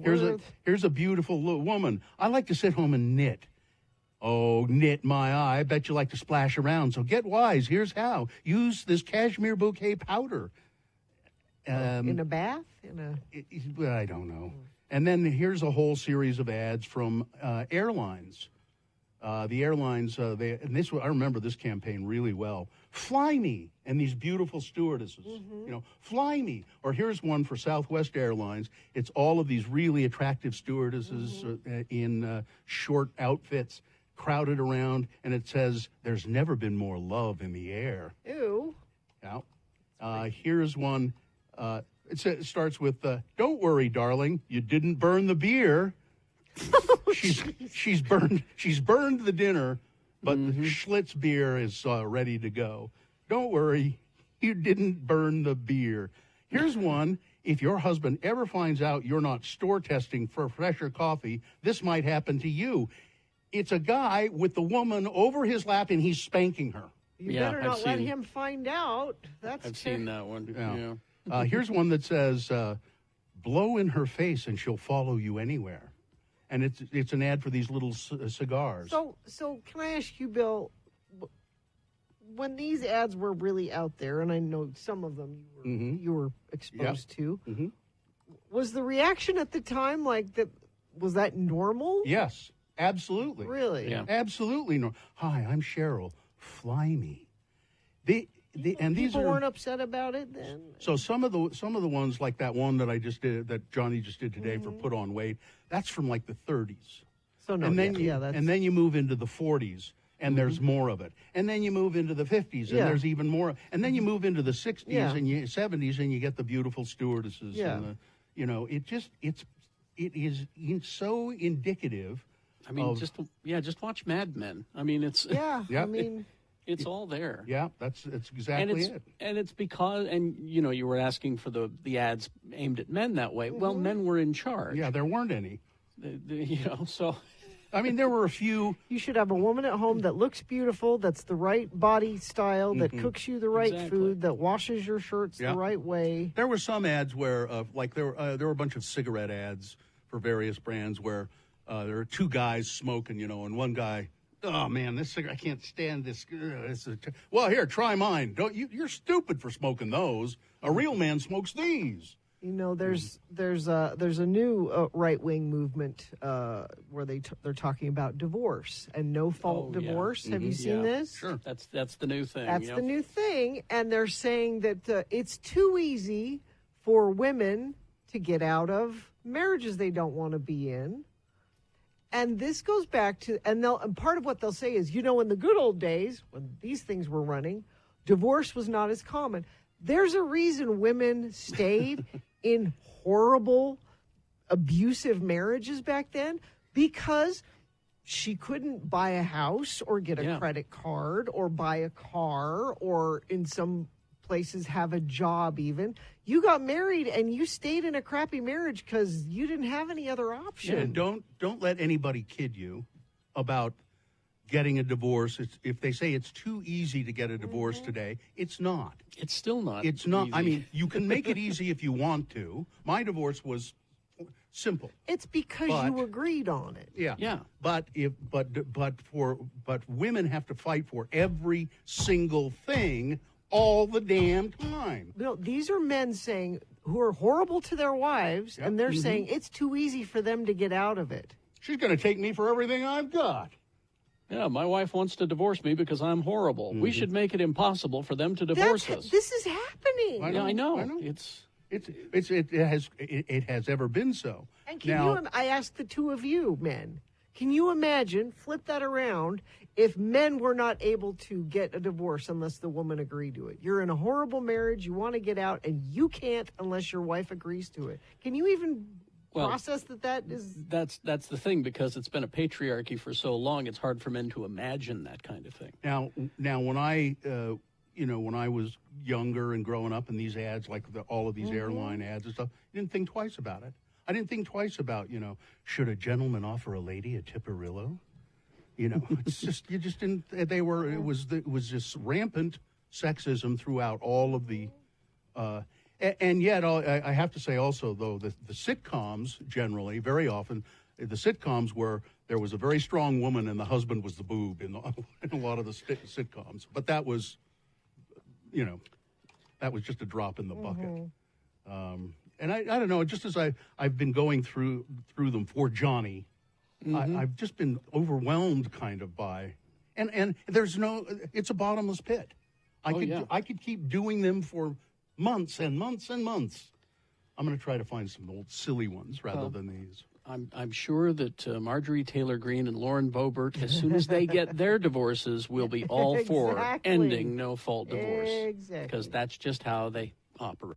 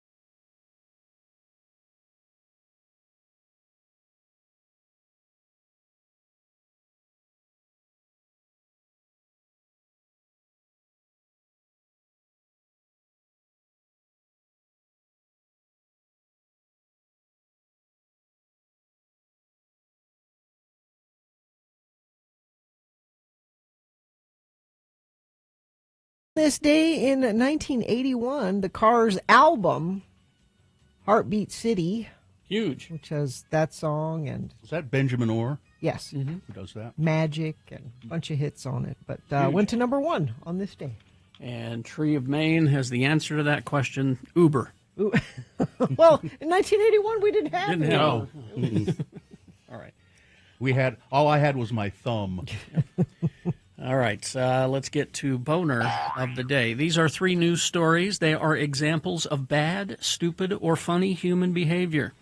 And you will decide with your vote of these 3 candidates which one is the worst, which one deserves to be Boner of the Day for today, May 13, 2025. We'll give you 2 candidates now, a third after the news, and once you've heard all 3, you'll vote. One of you lucky random Boner voters will receive. Can't buy it. Got to win it. Radio from Hell Boner t-shirt. Here's Boner candidate number 1. Come on, kids, let's go for a swim in the poo water. Robert F. Kennedy Jr., grossed out a lot of people on Sunday after he posted a photo of himself swimming with his grandkids in waters known to be teeming with sewage. The Secretary of the Department of Health and Human Services wrote that he was on a Mother's Day hike in Dumbarton Oaks Park with Amaryllis, Bobby, Kick, and Jackson, and a swim with my grandchildren Bobcat and Cassius in Rock Creek. The park is located in Washington, D.C. Kennedy left out the fact that other health officials don't recommend swimming in the Rock Creek, since that's where a lot of sewage from the Capitol flows, even during dry spells, the Washingtonian noted on Monday. The National Park Service website also warns against swimming in Rock Creek, saying the high levels of bacteria and other infectious pathogens make swimming, wading, and other contact with the water a hazard to human and pet health. There are signs around the area that say, don't swim in this, it's contaminated with sewage. So it's not just that you have to already be aware of it. No. There are plenty of signs telling you. But Huffington Post reached out to Kennedy's office for comment about the swim. Nobody immediately responded. This is far from the most unsanitary and ill-advised thing Kennedy has ever done. Yeah. He notoriously sawed off a dead whale's head and put it on top of the family car and dumped a dead bear in Central Park. So people on social media were disturbed, but not surprised that he took his grandkids swimming in crap. Why do you want your entire family to get Giardia? You're insane. You're crazy. Literally up S Creek, as somebody else said. Mm-hmm. America's top health official continues his unbeaten streak of horribly unhealthy, gross behavior, this time swimming in sewage runoff. Boner candidate number 1. Come on, kids, let's go for a swim in the poo water. Here's boner candidate number 2. We need to fast track this. These are white people. Mm-hmm. The Episcopal Church has just turned down millions of dollars in federal funding because it refused to come to the aid of 59 white South Africans, refugees, who landed at Dulles Airport this week. The church's refugee agency chose to end its 40-year partnership with the U.S. government rather than help resettle these South Africans, who jumped ahead of thousands of other refugees in a controversial fast-track program. While most refugees' admissions are frozen, this group arrived on a private charter jet to a government welcome committee. For Episcopal Migration Ministries, which has found homes for over 110,000 people fleeing war and persecution since the 1980s, the decision came down to principles. The church's deep ties to South Africa's anti-apartheid movement and its current mission of racial justice made it impossible to participate. The timing is especially stark. Thousands of vetted refugees, including Iraqis and Afghans who helped U.S. troops, remain stranded overseas due to the program shutdowns. I am saddened and ashamed that many of the refugees who are being denied entrance to the United States are brave people who worked alongside of our military in Iraq and Afghanistan and now face danger at home because of their service to our country, said presiding Bishop Sean Rowe in explaining the church's exit from the federal refugee work program. But because these are white South Africans, Trump said, bring them in. No, here's the quote. This is the thing I couldn't believe from yesterday, and I just looked it up. Deputy Homeland Security Secretary Christopher Landau, when asked about why these people and not other people, here's what he said.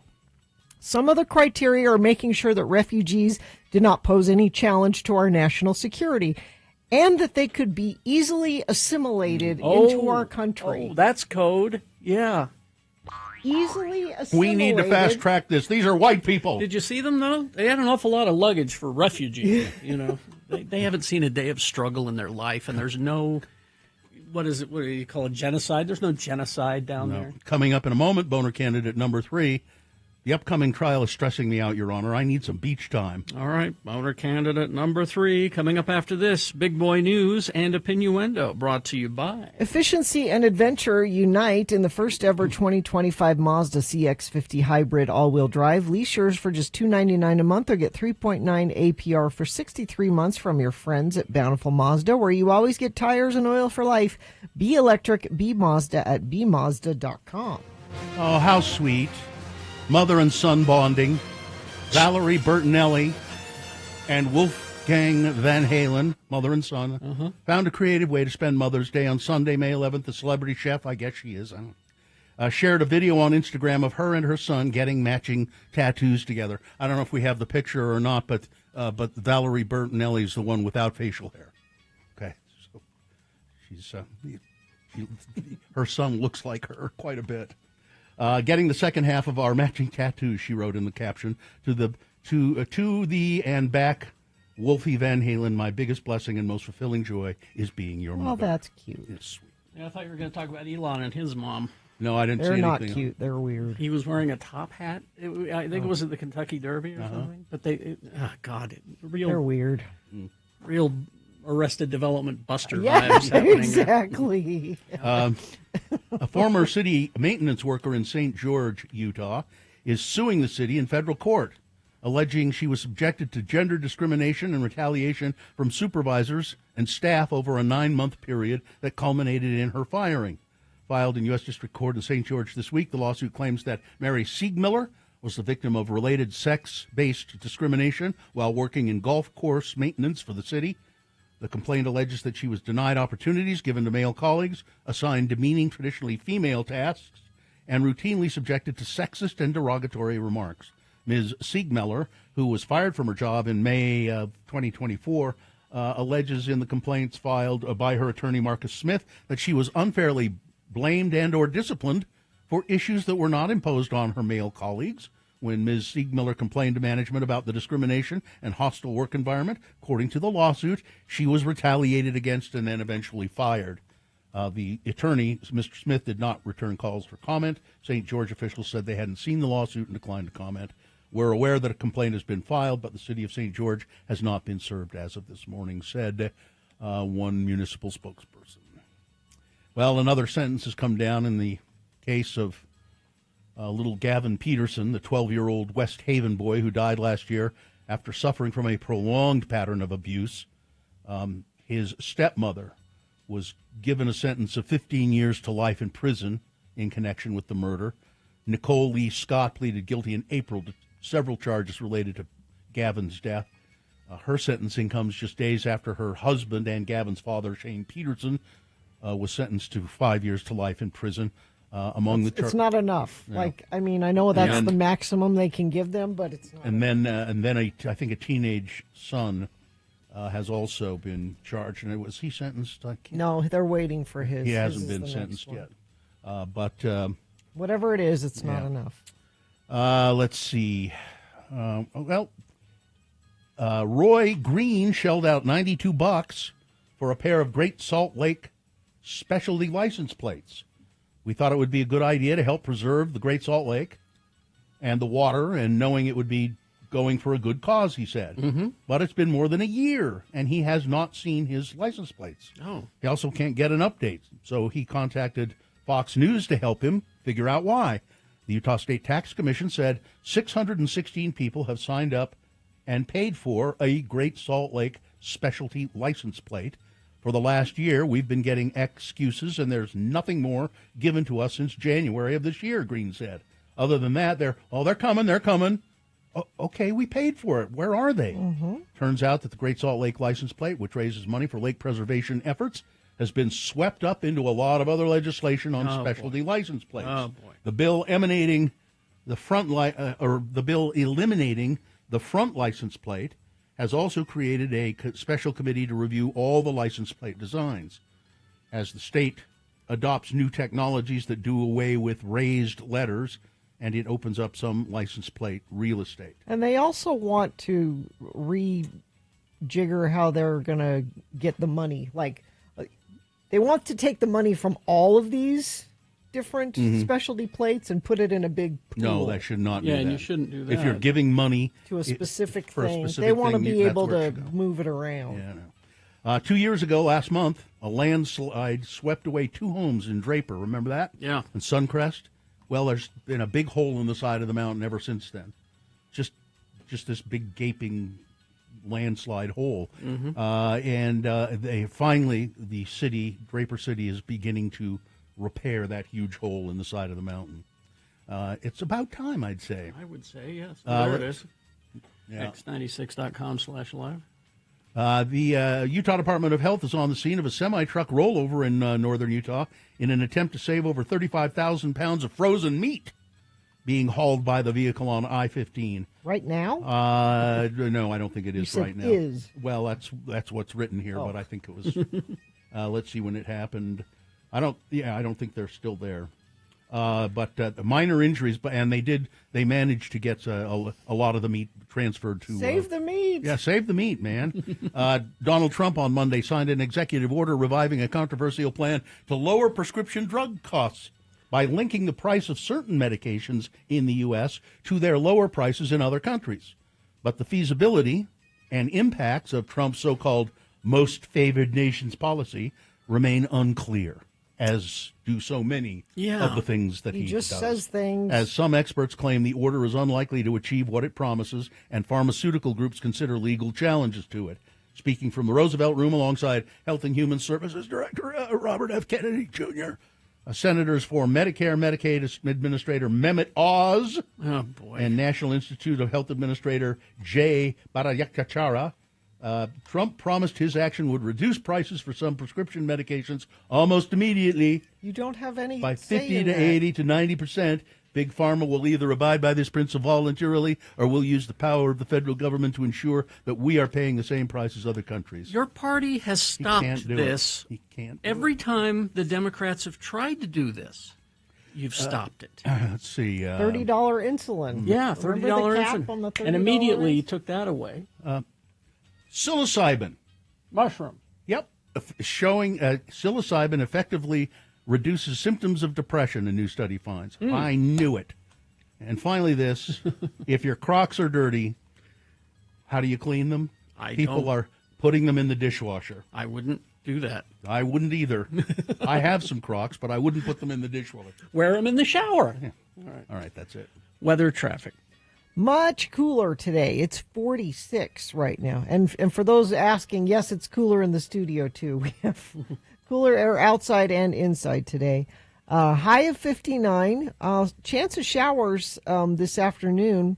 It starts out at 20%. We get all the way up to 90% by Wednesday. So over the next 2-3 days, we're going to have a chance of showers every day and much cooler temperatures going into the weekend. Traffic, still a lot of slowage due to that crash eastbound I-80 at Lake Point in Tooele County. We also have a new accident northbound I-15 at the SR-92 exit in Utah County.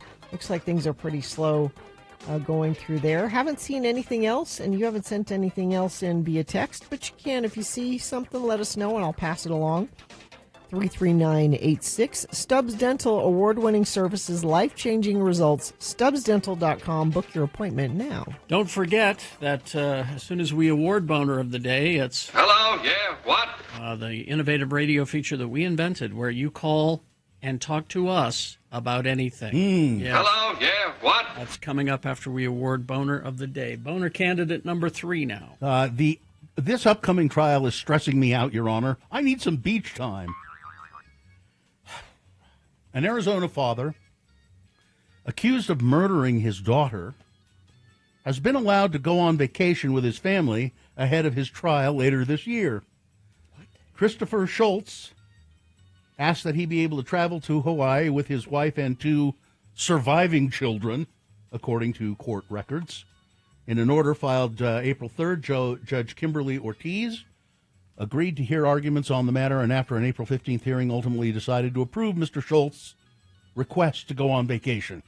The trip came 10 months after Schultz's 2-year-old daughter died after Mr. Schultz allegedly left her in his car alone while he played video games. Oh, my hell. According to an interim complaint obtained by People magazine. His wife discovered the toddler 3 hours later, says the complaint, when she returned home to find the toddler unconscious in the car. The temperature in the vehicle at that time was 109 degrees. Mr. Schultz allegedly told detectives that when the Marana Police Department that after running errands that day, he left his daughter in the car with the air conditioner on because, well, she fell asleep in her car seat, and he didn't want to wake her up. His car engine automatically turns off after 30 minutes, and Schultz even told detectives he was aware of that. But he got distracted with his video games? That's right. And now he said, hey, listen, I've had this vacation planned with, can I go? And the judge said, Okay, you can go on vacation. Boy, that's some privilege. I just listen. This upcoming trial is stressing me out, Your Honor. I need some beach time. Yeah, I don't know if you read all the way into the story, but his surviving children have both reported that he's left them in a hot car before too. Really? Yeah. This was not a one-time. Oh my hell! But fine. You go to Hawaii. Have a good time. I'm a better dog dad than he is a person. We'll dad. deal with this stuff later. But so go on. Go to Hawaii. Wow. All right. I don't get it. Let's review the first two and vote. Boner candidate number 1. Come on, kids. Let's go for a swim in the poo water. Robert F. Kennedy Jr. taking his grandchildren swimming in a creek which is known to be full of sewage, and there are signs around that say that, and all kinds of warnings. Boner candidate number 2. Listen, we need to fast track this. These are white people. These Afrikaners, as they are called, South African so-called refugees.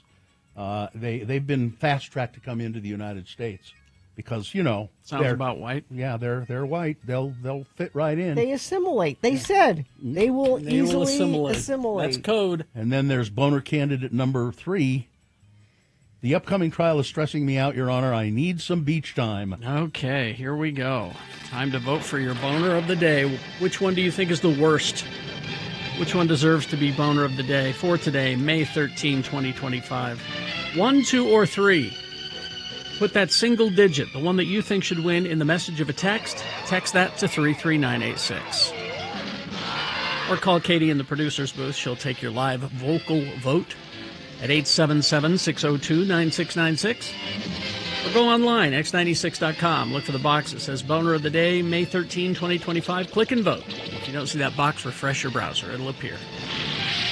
Now, don't forget, after we award Boner of the Day, the phone lines are open for your use for Hello, Yeah, What? Whatever it is you want to talk with us about, please be our guest. 877-602-9696 is the number to call. You got 4.5 minutes. Let's go. Boner of the Day.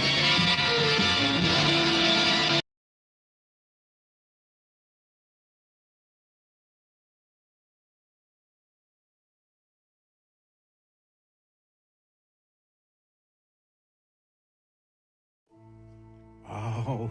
Why are you cold? Frank's not here. What? It's Is that a habit? It's his presence. I can feel him in the room, even though Frank Christ, the Grim Reaper of celebrity souls, is not with us this morning. He was very busy. He's just fine. He's fine. He's just fine. Yes. And by the way, do we have contestants lined up to play? We Frank do. Okay. We have Daniel. Daniel. Hi, Daniel. How are you? I'm good. You're good? You're cutting in and out, Daniel. Try it again. Oh, I must be fine. There you go. Fine. Yes. There we go. There you go, Daniel. You are fine. You're just fine. Frank Chris could not be here today because, well, he was tired from Glennis Johns, and then he wouldn't say, but he said, there's an emergency situation, and I've had to park my scooter next to the bed in a convalescent home. It could happen at any moment. Yeah, of some celebrity who's just ready to go. So, but he gave me a list here so we can still play the game. Frank Chris presents. They're fine. They're just fine. All right, Daniel, because today is National Ellen Day, Ellen, an English girl's name meaning torch or shining light, Frank gave me a list of famous Ellens. Famous Ellens. All right, so you have to select the Ellen that is dead on this list. 3 of them are fine, but 1 of them Frank has claimed. Here we go. Number 1, Ellen Geer. Her father, Will Geer, was best known for playing Grandpa on The Waltons. Geer, Ms. Geer, Ellen Geer, began her film career appearing as a nun in a movie called Petulia. She followed that with an appearance in The Reavers with her father, Will. Then she did primarily guest appearances in made-for-television movies like Police Story, The Streets of San Francisco, Beretta, Barnaby Jones, Charlie's Angels, Chips, and Fantasy Island. Number 1, Ellen Geer. Number 2, this name is not very familiar, but Ellen Albertini Dow. She played the rapping Grandma Rosie in The Wedding Singer. I know exactly who that is. Performing Rapper's Delight. Her other film roles included Mary Cleary, who outs her grandson in Wedding Crashers, Disco Dottie in 54, the recipient of Christopher Lloyd character Slapstick in Radioland Murders, and a choir nun in Sister Act. She was also known to small screen audiences for her guest appearances on sitcoms like The Golden Girls and Will and Grace. Number 2, Ellen Albertini Dow. Number 3, Ellen Cleghorn. Known for her tenure as a cast member on Saturday Night Live, Cleghorn made appearances on the Nickelodeon show The Adventures of Pete and Pete, playing a bus driver, and she appeared in independent films and comedies, including Mr. Wrong, Armageddon, Coyote Ugly, Little Nicky, and Old School. Number 3, Ellen Cleghorn. And number 4, Ellen Barkin. Her breakthrough role was in the film Diner. Following years, she had starring roles in films like Tender Mercies, Eddie and the Cruisers, The Adventures of Buckaroo Banzai Across the Eighth Dimension, The Big Easy, Johnny Handsome, and Sea of Love. Number 4, Ellen Barkin. Daniel, which one of those Ellens is dead? Could it be number 1? Ellen Gear? No. No, I'm terribly sorry. Ellen Gear. Oh. It's a She's good guess. fine? She's fine. She's 82, and she runs a theater company in California that was that's established cool. by her father. I'll give you another chance, though, Daniel. Unlike Frank Christ, we believe in second chances here. So listen carefully. Is it Ellen Albertini Dow or Ellen Cleghorn or Ellen Barkin? Ellen Albertini Dow. Correct. Excellent work. She died in 2015. R.I.P. Yes, rest in peace. She died in 2015 at the age of 101. She would have been negative points if you had her on your day. Yeah, that's right. So, Daniel, you're going to go see Alkaline Trio. Have you ever seen them live? No, I haven't. Well, they're really good. They're way better. I think they're way better live than they are. You're going to enjoy that, and it's happening March 21st at Rockwell at the Complex. If other folks want to know more about that show or find ticket links, you can do that at x96.com. All right, Daniel, hang on the line, and a nice person will come on and tell you what you need to do next.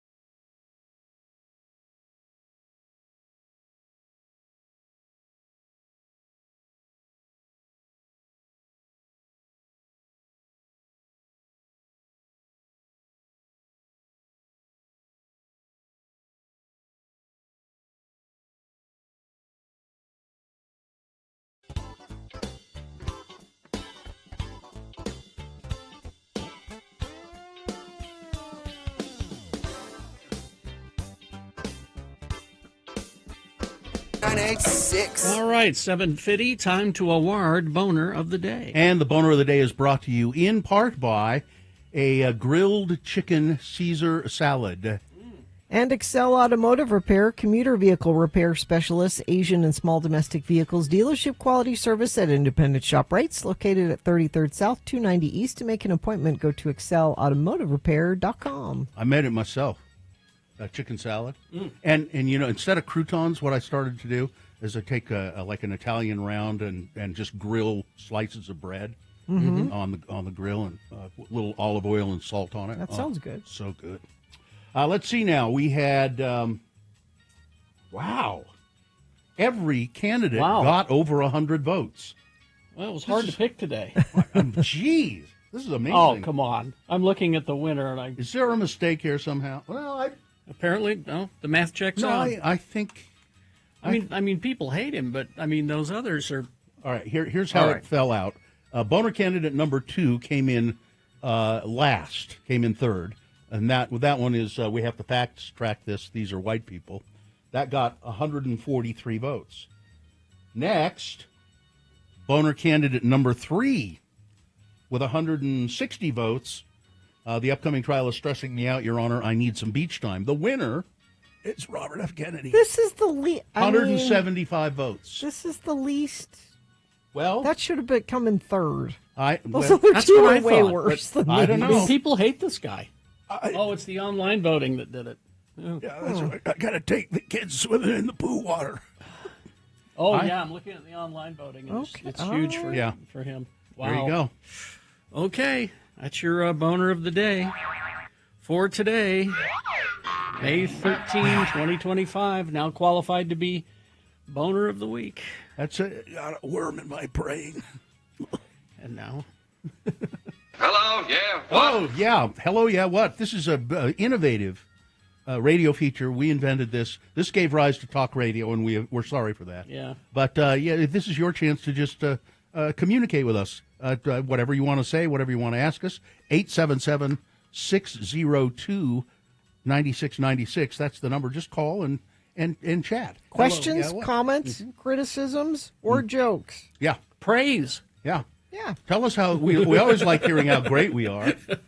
877-602-9696. The phones are working because we had Sketchy Blake on. Yeah. Just quickly while we're waiting for some calls to come in, it's just a tiny hello, sailor boy. Oh. Hello, yeah, what? I talked to my sailor son Festus because he sent me a Mother's Day gift, and I was thanking him for that. And I was saying, what are you up to this week? This is his last, really hard week of medical school. Okay. And he'll start kind of like his residency. And so I said, well, what have you been up to? And he said, well, we had to simulate another, I'm being shot at, but yet I have to take care of people. So there's bad guys shooting, but there's a injured guy next to me, and you got to take out the bad guy. Yeah. And he said, so they gave us these rubber guns. Rubber. That didn't make a noise, but you had to let Yell them bang. Yeah, so they told to go bang, bang, bang. It's like kids. You know. Like kids. So, so the whole running out of ammo aspect, that's not factored in? You never run out of ammo when all you do is go bang. Exactly. Bang, bang, bang. Like that. It's like you're a TV detective. Yeah. You never run out of ammo. The Navy doesn't have any way of simulating that. 877-602-9696. Nobody seems to want to participate in Hello, Yeah, What? This is also an opportunity for you to air grievances or promote things. Yeah. It's just a way. Ask us questions. Yeah. I ran into a guy at Costco Sunday. I went to Costco early Sunday, Mother's Day, to take care of a couple of things. And really nice guy who he and his wife have a food truck, and it's Brazilian. It's a Brazilian food truck, and I was looking for the name of it here. So this hairless food truck. Yes. Yeah, I made the same joke, too, in my head. It's not a food truck with a Brazilian, Carrie. Okay. It is a Brazilian food truck. Brazilian food. And I'll find the name of it here. So it's meat. It's a lot of meat. I would meat guess. on sticks. I would guess. A lot of meat. 877-602-9696. That's the number to call and check in with the Radio from Hell show, or Hello, Yeah, What? The Radio from Hell show. Let's see. Where is it? Some of these texts are not making any sense at all. Oh, there it is. It's crazy for coquinus. What? Crazy that. for coquinus. Spell that. Coquinus is Coxinhs. Coquinus. And I said, that's kind of a difficult name. And he said, well, coquinus are these little chicken dumplings. Ooh, that sounds good. That are famous in Brazil. And that's why I called the food truck that. Well, we'll start. It look like we have time for one call in this break. But we'll have more. Yeah, in the people next are one. lining up. So it filled up. We'll get filled up here in a moment. 877-602-9696. We'll start with Cement Dave. Hello, yeah, what? Hey, Dave. Good morning. Hi. The other week, you guys were talking about hummingbird sightings and when you put your feeders out. Mm-hmm. We had some hummingbirds buzzing around our flowers this morning in Far West. Oh, cool. I saw my first hummingbird Sunday on Mother's Day. My wife spotted him, but it hasn't. I haven't seen him again. I got to meet the entire Cement Dave family over the weekend, including their 2 new puppies. Oh, really? They got litter mates. Hey, do we have Cement Dave soap? We need to put that in chicken buckets. I don't know if we have any. Some of the soap. Well, I don't know. We can do that. Okay. Also, speaking of soap, if I can promote our soap business, Please. Sure. we are doing We're doing Ogden Farmers Market all summer, and we are starting a market in Far West the last Friday of the month, starting May 30th. Ah, cool. And you'll be selling Okay. Cement Dave and Mrs. Cement Dave soap. We will be selling everything but the Radio from Hell bar. We're still working out those details. All right. All right. Thank you, Dave. So, Thank you. ViennasCreations.com. All right. Thank you. Thanks. Okay. Well, we'll continue with Hello? Yeah, what? after these. Stand by. Well, looks like, gosh, still out at Lake Point. It looks like just stopped traffic there. There was a multi-car accident there, and it was quite a while ago. Still, people having a hard time merging on from SR 36. Crash southbound Legacy Parkway, Parish Lane, and Centerville, blocking the left lane and shoulder. Traffic is backed up to the West Davis corridor. And big slowdown northbound I-15. This is in Utah County, milepost 284. That's the SR 92 exit. And whatever you're seeing, somebody says incident management northbound just before 33rd South, like things like that. You can text us and let us know, 33986. All right. We will take a break. We'll be back after these with more. Hello? Yeah, what? Looks like the phone lines are filling up, so thank you. 877-602-9696. BigOTires.com. I was there about a week ago, week and a half ago. Got my car all serviced and taken care of. The Healthy Car Special Bill, is that what you did? $39.95. That includes oil change, tire rotation, alignment check, brake check, battery check, all of that stuff. $39.95, and it is true.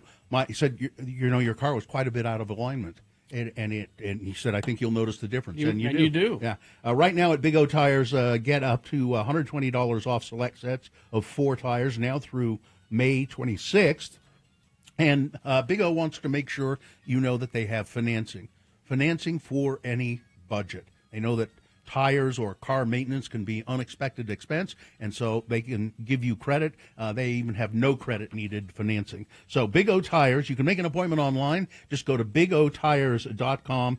You'll see all of the locations. Find the one near you. Make your appointment online. bigotires.com. They are the team you trust. Missed a morsel of murder.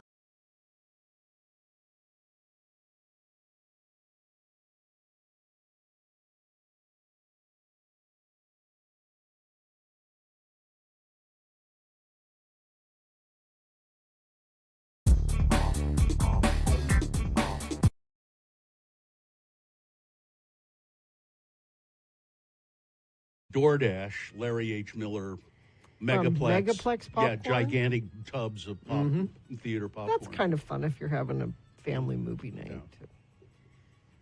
Oh, Payday has caramel. That's that the yes, it difference? does. Yes, it does. That's the difference. And I think maybe salted nut roll is just nougat. It's just nougat. Maybe. I don't know. That's been years. Google what's the difference between a Payday and a salted nut roll, and I'll bet it comes right up. And let's not talk about cherry Olette. No. You ever have one of those? No. What is that? Does that have nuts in it? I think so. A cherry Olette is and it's kind of round, dome-shaped candy bar thing. And you bite into it, and it's filled with cherry-flavored cream, as I recall. And I think there might be some nuts. Yep. And some little bits of cherry, chewy little cherry. Delicious. Bits. Okay, here we go. All right. A Payday candy bar has the same sweet, salty thing going on. Salty peanuts and peanut butter with golden caramel. The salted nut roll has a nougat center. Has the nougat center. Okay. Okay. Yeah. I prefer a salted nut roll then. You like the nougats. But I'm not sure where I can get one. Anytime I they go have look them, at the yeah. candy bars, I don't see them. They're not the most common, but I'm sure I you see can the get Payday all the time, but I don't see the salted nut roll. Who makes the salted nut roll? Does it say? Let's see. Is it like M&M Mars or some big company? Pearson's candy. Pearson. See, that's why I don't see it as much. Yeah, I just looked up cherry Olette. Yeah, it has the cherry cream and little bits of chewy cherry inside But of it. no nuts are involved. I don't think so. I can't. We're I'm just looking at a We're talking picture. nut-specific candies And here. again, we really have to apologize for getting so political with this. I know, right? A Payday is a Baby Ruth without chocolate. Okay, caramel and nuts. Yeah. And the Cherry-O-Let is also known as Big Cherry, right? Well, Because I'm looking at the package and it says Big Cherry on it. the only ones I'm seeing here are Cherry-O-Let. Cherry-O-Let from the Hoffman Candy Company, 1950s when they started. There's also Chase's Cherry Mash. I think I want to try. I've never had a salted nut roll, and now that I'm reading and looking at them, I want a salted Big nut Cherry is a different candy Is that a bar. different one? Yeah, it's a different. Because I've had the Big Cherry. I don't think I've had the Cherry-O-Let because I recognize that package. The Big Cherry is a huge mound of milk chocolate sprinkled with peanuts containing a whole cherry in a rich, creamy center. Yeah, I've had that one. I thought that's what a Cherry-O-Let was. No, a but I guess it's Cherry-O-Let Big is Cherry. different candy bar. Let's have candy. What's later the today. oldest candy bar being made? Are you asking me, or do Well, you have it there? It just popped up. Apparently, the oldest candy bar still being made is Toblerone. Toblerone. Created in Switzerland in 1908 by Emil Bowman and Theodore Tobler. Somebody said if I go to Holiday Oil, they have a Pearson's salted nut roll. Oh, there you go. Do you guys have any more of those ass hats? I sure could use one. I'm going to Costco later, so. What? I don't know. All right. I don't get. You know the ones speaking of Costco. Oh, yeah. What? You get a big container of that. How do you say it? Ferrero Rocher. Yeah. Oh, the Ferrero Rocher. little The individually gold- wrapped. Yeah. Yeah. Oh, You like there those? you go. You put those in a big bowl and just with your movie popcorn, and you eat them. You know what the oldest candy company or the oldest candy bar still being made is? Toblerone. No. Well, Because those the are oldest. still I'm around. sorry, the oldest candy company. Oh. The oldest candy company in America, Ye Old Pepper Candy Company in Salem. Has it always been ye old? I Or think did they so. change it after a while? I think so. I don't know Can what. you start off being ye old something? Oh, now look what they've done to the salted nut roll. They've flavored them. What? You can get a cinnamon churro salted nut roll or a spicy salted nut roll. I want to try both of those. And I don't recognize the package, and maybe that's why yeah, I'm like not seeing the oh, salted you were nut right, roll. Bill. Helen and Roy. Helen. Oh, I bet it's Helen Crump. Yeah, In Roy? Roy texted in. How'd you know she was gonna? I don't know, but I sure hope Briscoe Darling checks in. From Roy. All right. Can you get a heart murmur from a lack of sleep? Because Yes. I think you can. Wrong one. Hello, yeah, what? It's hello, yeah, what? Let me get that going. Here we go. Hello, yeah, what? There we are. All right. It's more like it. Let's continue with Cassidy. Cassidy? Hello, yeah, what? Hi, Cassidy. What have you? I have kind of a complaint, which I think is a lot of people's. I don't know who designed the bathroom stalls, like where the toilet paper goes, or how they think how little we sit. But they're always below almost the toilet area where you have to almost grab clear down to the ground to get your toilet paper. Yeah. And this other day, I found one that was above the bar of a handicap stall, and it was placed perfect. And I'm like, this is ergonomically, physically great. Hey, yeah, that's. You wanted to thank whoever made that choice. So now, are you saying Yeah. you are a disabled person? Not in the sense of too much of that, but like I don't know any disabled person that sits below the toilet. Well, yeah, that's true. Yeah. Yeah. It And should they be always higher put for them below the everybody. bar, or they put them really low, and you have to like sit there and kind of squish your arm between the stall and the toilet to get toilet paper. Yeah, that's true. And it's like ridiculous. And I took a picture of it, and I'm like, normalize this, and I posted it on Facebook. Good for you. love it. Listen, do what I do. I carry my own roll. I just have a roll with me at all times. Might be a good idea. Yeah. All right, thanks. We'll see you later. Bye. Bye-bye. Let's see. Let's go to Scott. Scott? Hello, yeah, what? What's up, Scott? Good morning. Thanks for letting me listen. You're welcome. I just wanted to kind of put out a public PSA about colon cancer and younger people. It's becoming really common in younger people. I hope everyone knows about this. Yeah. And my wife is just 40, and she just got diagnosed with stage 4. Oh, jeez. And it's just out of the blue, no symptoms, anything. And she's not a health risk for any of the risk factors. It just happens. How did you? If she So- didn't have any of the symptoms, how did she find that she had it? She finally got symptoms once she hit stage 4. Wow. Jeez, that's Yeah. terrible. So it's just like if you're if you're getting close to 40 and you got people who rely on you and stuff, just I know it's uncomfortable, but I mean, maybe unless you have some weird quirks, but I kind of enjoy it. Just go. You do. Just go. Maybe go get it done. Consider it. You know, if I can get just a couple of people to go try it out, and it's worth it. I always feel cleaner and lighter. Lots lighter. It's a nice cleanse. Yeah, exactly. All right. Well, thanks, and good luck with your wife too. Yes. Sorry to hear about that. Thank you very much. We're all rooting for. Yeah. See ya. All right, Scott. Let's go to Annie. Hello, Annie. Hello, yeah, what? Hi. Hi. I wanted to share the story of how I met my boyfriend because it's super crazy, and I want to know if possibly it's happened to anybody else. Okay. Out there. Go ahead. All right. So we met on a dating app, as one does when you're 39 and out of a divorce. Mm-hmm. I was working in Heber at the time, commuting an hour from West Jordan to Heber, and it was miserable. So I ended up getting a job in a centrally located school district in the Salt Lake Valley. I don't want to say too much. Okay.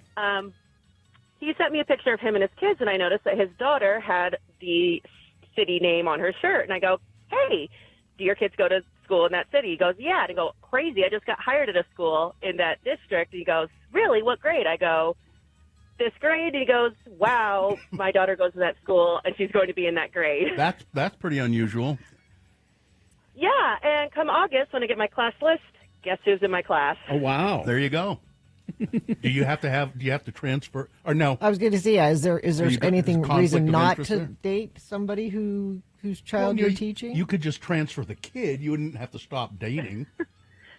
Nope, she's been in my class the whole year, and we've hidden it from her the entire year. She still has no idea that we're dating. Doesn't know that you're dating. That's cool. the tricky Nope. part. That's cool. No clue. That's cool. No That's clue. good. That could be awkward for If this works out for you, Is she let her smart? know after. Is she smart? She's just really quiet and reserved, so she's smart. She is. She's a good kid. She'll do okay in class. All right. That's a good story. Thank you. Yeah. That's wild. Yeah, let us know if this continues. Yeah. What happens when you finally tell her? Yeah, school's out in 4 weeks, so we're probably going to tell her then. And I hope she likes you as a teacher, because that could get really uncomfortable. She does. You're not dating her. She Oh really my likes God. me. Okay. Dating old Miss what's her name? Keep us updated. See you later. All right. Okay. Bye. Thank you. Let's go to Rachel. Rachel, it's Hello, yeah, what? Thank you. What is this? Oh, brooches. Brooch. Yeah. Good morning. Thanks for letting me listen. Mm-hmm. Go ahead. So I heard Bill talk about brooches a week or so ago, and I just want to let you know I am on that wagon, and I've started collecting. I have probably about 6 or 7 right now. Well, about 6, I think, Ooh. brooches right now. Where do you get them? So I've found a couple at consignment stores. Mm-hmm. So I don't know. I guess I'm premature old lady, but I guess I'm knocking on the door of old lady too. Where do you wear them? I mean, what part of your clothing, or do you wear them?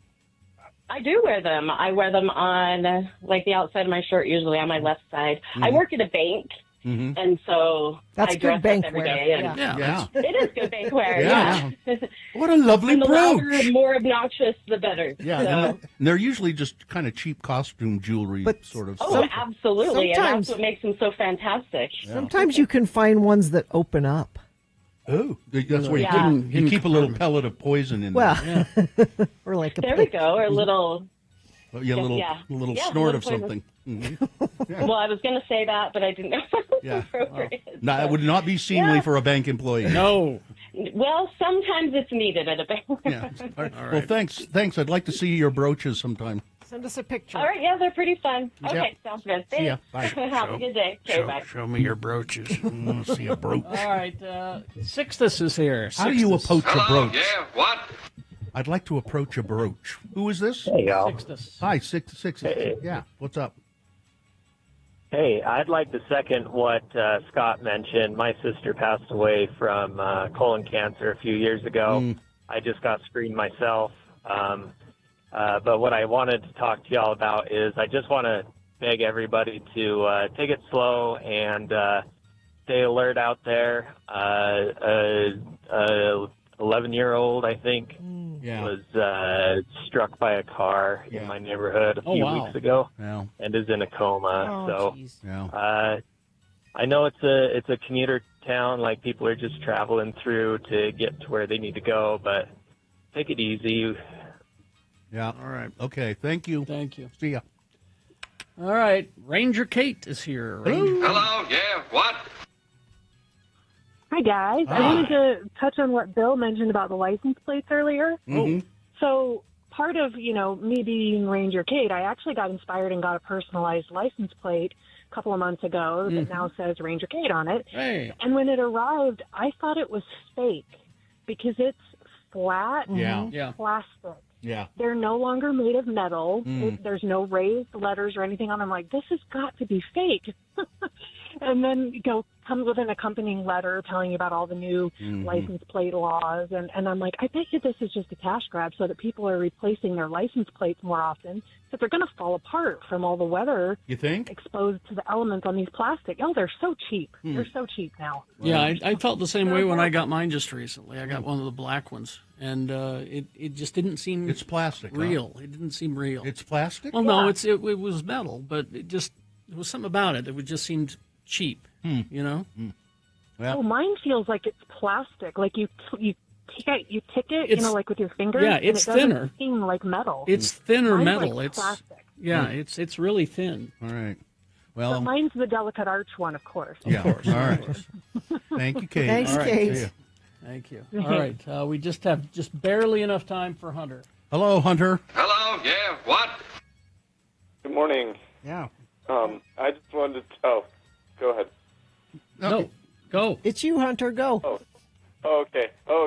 I just wanted to quickly say there's a lot going on right now. Medicaid is under attack. If you want to reach out to your local officials, you can go to protectmedicaidutah.org, and they have a petition that you can sign. ProtectMedicaidUtah.org. Thank you. Thank you. Everyone should do that. Yes. I'll All right. do it right now. Thanks, Hunter. Thank See you, ya. Hunter. All right, there's a hello, yeah. Hello, yeah, what? For today. A lovely range of topics today, Yeah. too. Indeed. How do you approach a brooch? Traffic. Gina, thank you for using your powers. The commute from Perry to Park City was fine. Just fine. Oh. See? You made it happen for you. Let's see if it's happening for other people. Boy, still lots of slowage out at Lake Point. Multiple car accident happened quite a while ago there, eastbound I-80 there. It's Your still powers slow. were no good there. Well, I wasn't asked. You got to be specific. I can't.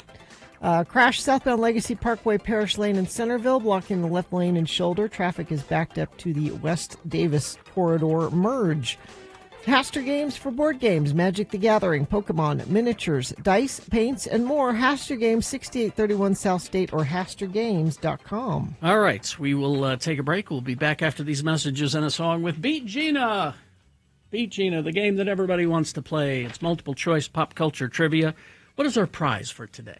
Tickets to see Youngblood August 26th. And this is actually win them before you can buy them. I don't think they go on sale till They're not Friday. on sale till Friday. August 26th at Union Event Center. All right, Youngblood tickets, 877-602-9696. Call, play, win, beat Gina. It's the Daybreak Home and Garden Show happening this weekend. Yeah, May 16, 17, and 18, and it's out at the ballpark at America First Square. And that you can find the tickets for it, by the way. Just go to thebesthomeshow.com. I love that address, Ballpark Drive. Tells you right where it is. And you can take tracks right to it, too. This is a great time. I mean, spring is when people start thinking about this sort of thing, home improvements and all of that, gardening, backyard, getting your backyard sanctuary ready for just lounging around. And the new show will have something for everybody. It's got vendors galore, home and garden and patio equipment, free games for the kids, do-it-yourself seminars, and hourly drawing for free prizes at the home and garden show. So, and you get to see the new ballpark as well. So go to thebesthomeshow.com for tickets. I came across a list which we might find of some interest.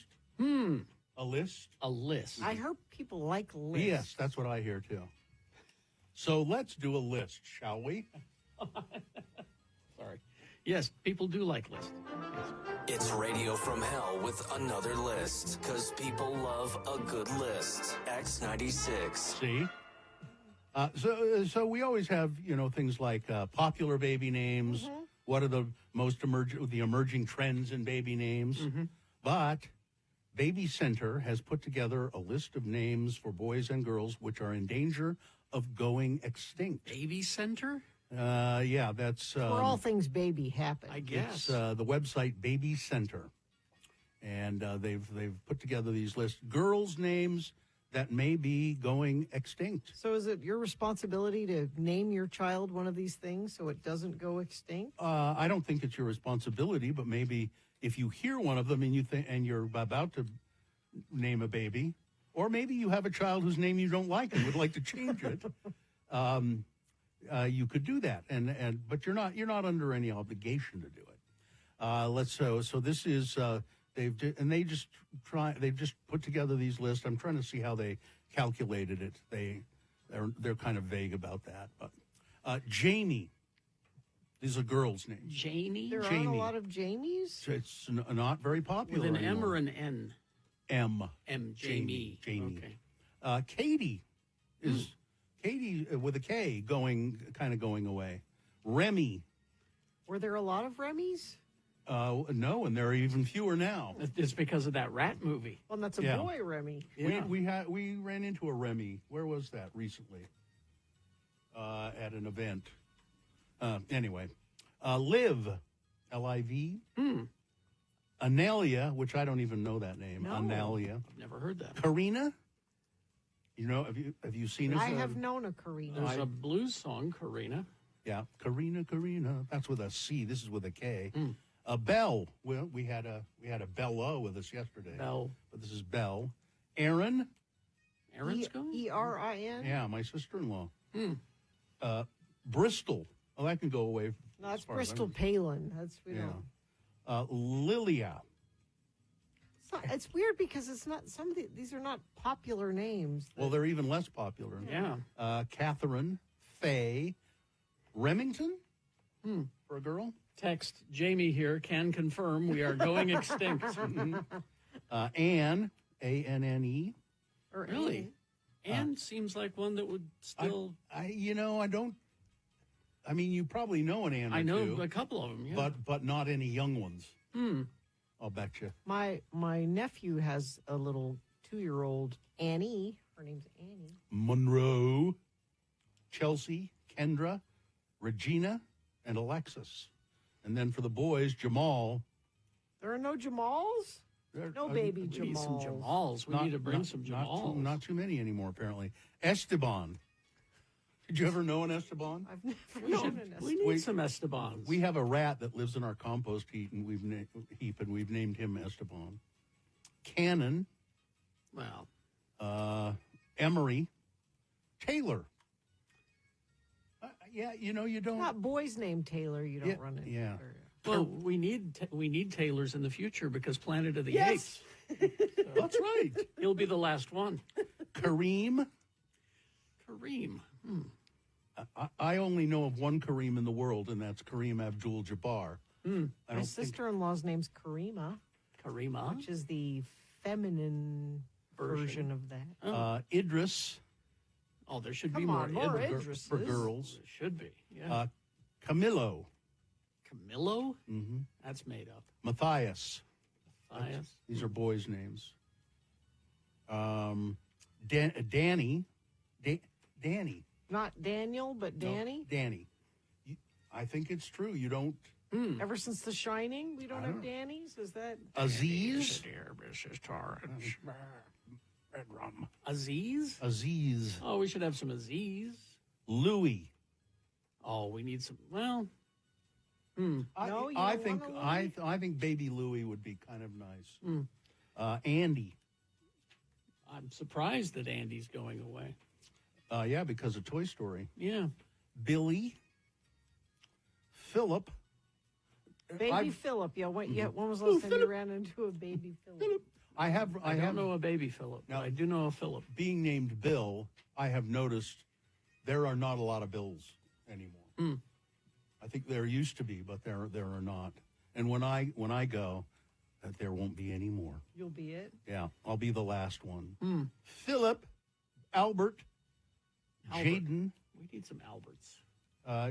Jaden Bridger. Yeah. Caesar. Oh, Caesar?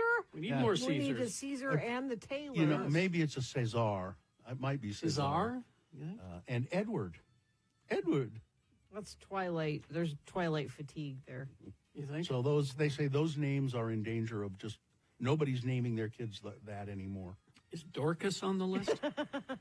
Dorcas is already gone. It's gone? Nobody has named their child Dorcas. A girl, no. Nobody's named their girl Dorcas in a long The time. texter says, I currently work with an Esteban. Really? Mm. I kind of like that name. I have a friend named Danny. Don't tell him that it's the rat that lives in my compost heap. Esteban? Esteban, yeah, don't tell your friend that. I don't want him to feel bad. Esteban is he's a rather personable rat. I have to give him that. But Chef Roy says, I've never met another Roy. Roy Yeah, is, you don't run into Roys Nope. very often. There was Roy Rogers, and that was That was it? that was it. Roy Rogers and Chef Roy. It's just two. And is it short? And Deep Roy. And is it short for Royal? It might be. Because we knew a Royal. Yeah. Hmm. It might be, but no. I think if your name is Royal, you go by Royal. Yeah, You you're go by Royal? Yeah, you're Royal. Mm. All right. Well, there you go. We hope you'd enjoyed another list with Radio from Hell on X96. A couple in my neighborhood have named their boys Ramses. Roy Wood Jr. Oh yeah, Roy Wood Jr. Roy Orbison. Mm-hmm. Roy Scheider. Roy Scheider. Yeah. All right. We will take a break, play a song, and crawl towards the exits. Coming up after these. Stan.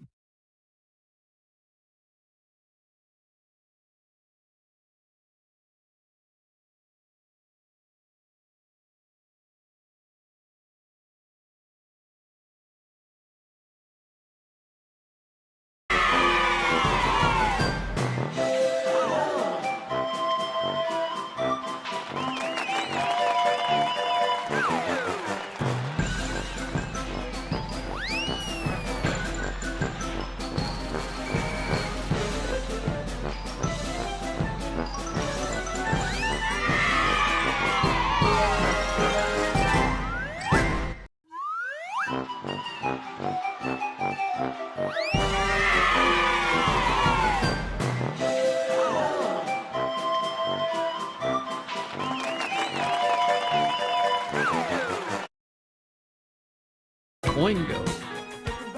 All right. 8:25. Is this sponsored, Gina? Yeah, it's brought to you by Youngblood, August 26th at Union Event Center. Tickets go on sale this Friday, so this is going to be a win it before you can buy it situation.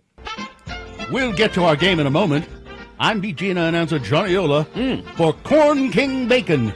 It's the bacon with corn country flavor, sweet and fresh as an Iowa morning. Special flavor in bacon comes from the land where the tall corn grows. Every sizzling, crisp strip of Corn King bacon has that corn country flavor, sweet and smoked, rich with natural flavor of a fresh corn country morning.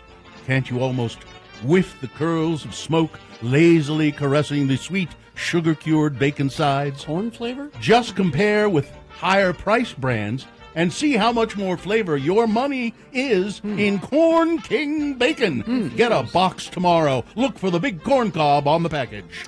I still don't know And what now, this is. it's a brand of bacon called Corn King. Oh, it's not corn flavor? Okay.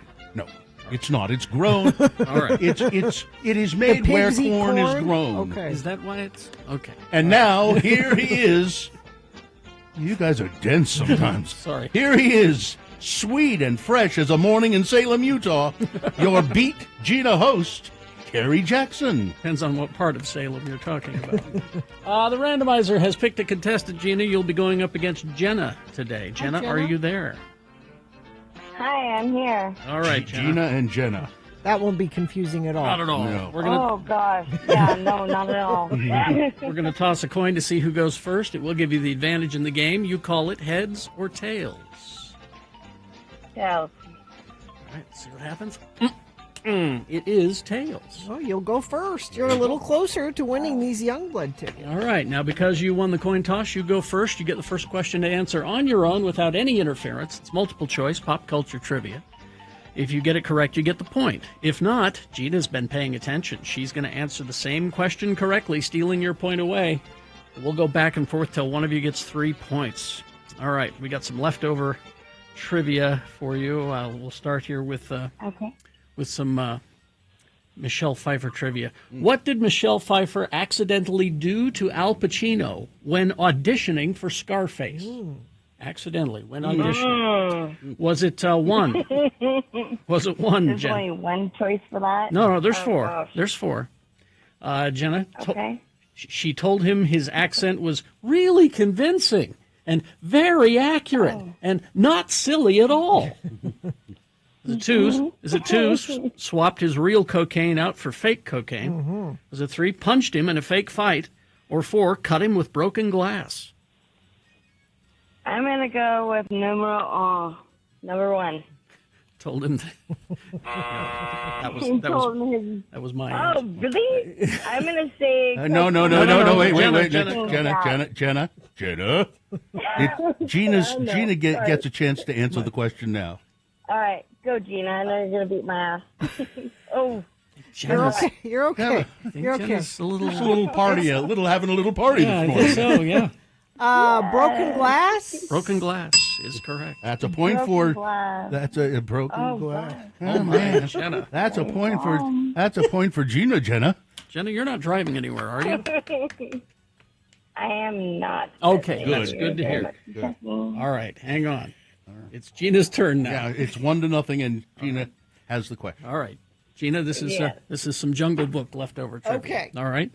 What was the biggest nightmare for the animators when making the Jungle Book in 1967? Okay. Biggest nightmare for the animators. Was it 1, Walt actually chained the animators to their drawing boards? He was anti-union. Yeah, I after all. know. Was it 2, Ka the snake mimicking folded arms with his body? Was it 3, Shere Khan's tiger stripes? Or 4, Walt's 10-pack-a-day habit, no air circulation in the animators' offices? Let's go with Ka. No? No. No. Terribly sorry. Now, Jenna, you have a chance to steal the question. You want to hear the answers again? I would love to. Are you sure it wasn't number 1, though? 'Cause oh, my gosh. Okay, yes. Okay. Was it Walt chained the animators to their drawing boards because he was anti-union? Was it 3, Shere Khan's tiger stripes? Was it 4, Walt's 10-pack-a-day habit, no air circulation in the animator's office? Got to be 2. I didn't give you an option. I think she meant it was the tiger. This is the second Okay, one. it was the tiger tiger stripes. Yes, one, yeah. they're the tiger Tiger stripes. stripe. There Yes. you go. You've All right. tied the game somehow, Jenna. I don't know how. Oh, man. That's so weird. You've tied it up, and All right. now listen carefully because right. it's your question again. All right, Jenna. Okay. Also Jungle Book trivia. The vultures from the Jungle Book were supposed to be voiced by who? They weren't, but they were supposed to be. Was it 1, Andy Griffith and Don Knotts, but Don got sick? Was it 2, the Beatles, but John Lennon was against it? Was it 3, the Monkees, but they were rejected by Roy Disney? Or 4, Kiss, but Gene Simmons wanted the rights to own the vultures for merchandising? Oh, that's tough. I want to go with 2 and 3. I'm going to go with the Beatles. Correct. All right, Jenna, you've gone ahead. It's 2-1. Now back to Gina. Gina, Yeah. Dracula trivia. Okay. Why don't you have a drink, Gina? I need to catch up. What was Count Dracula's original name? Okay.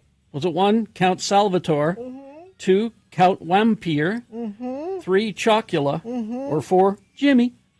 Number 1. Salvatore? No.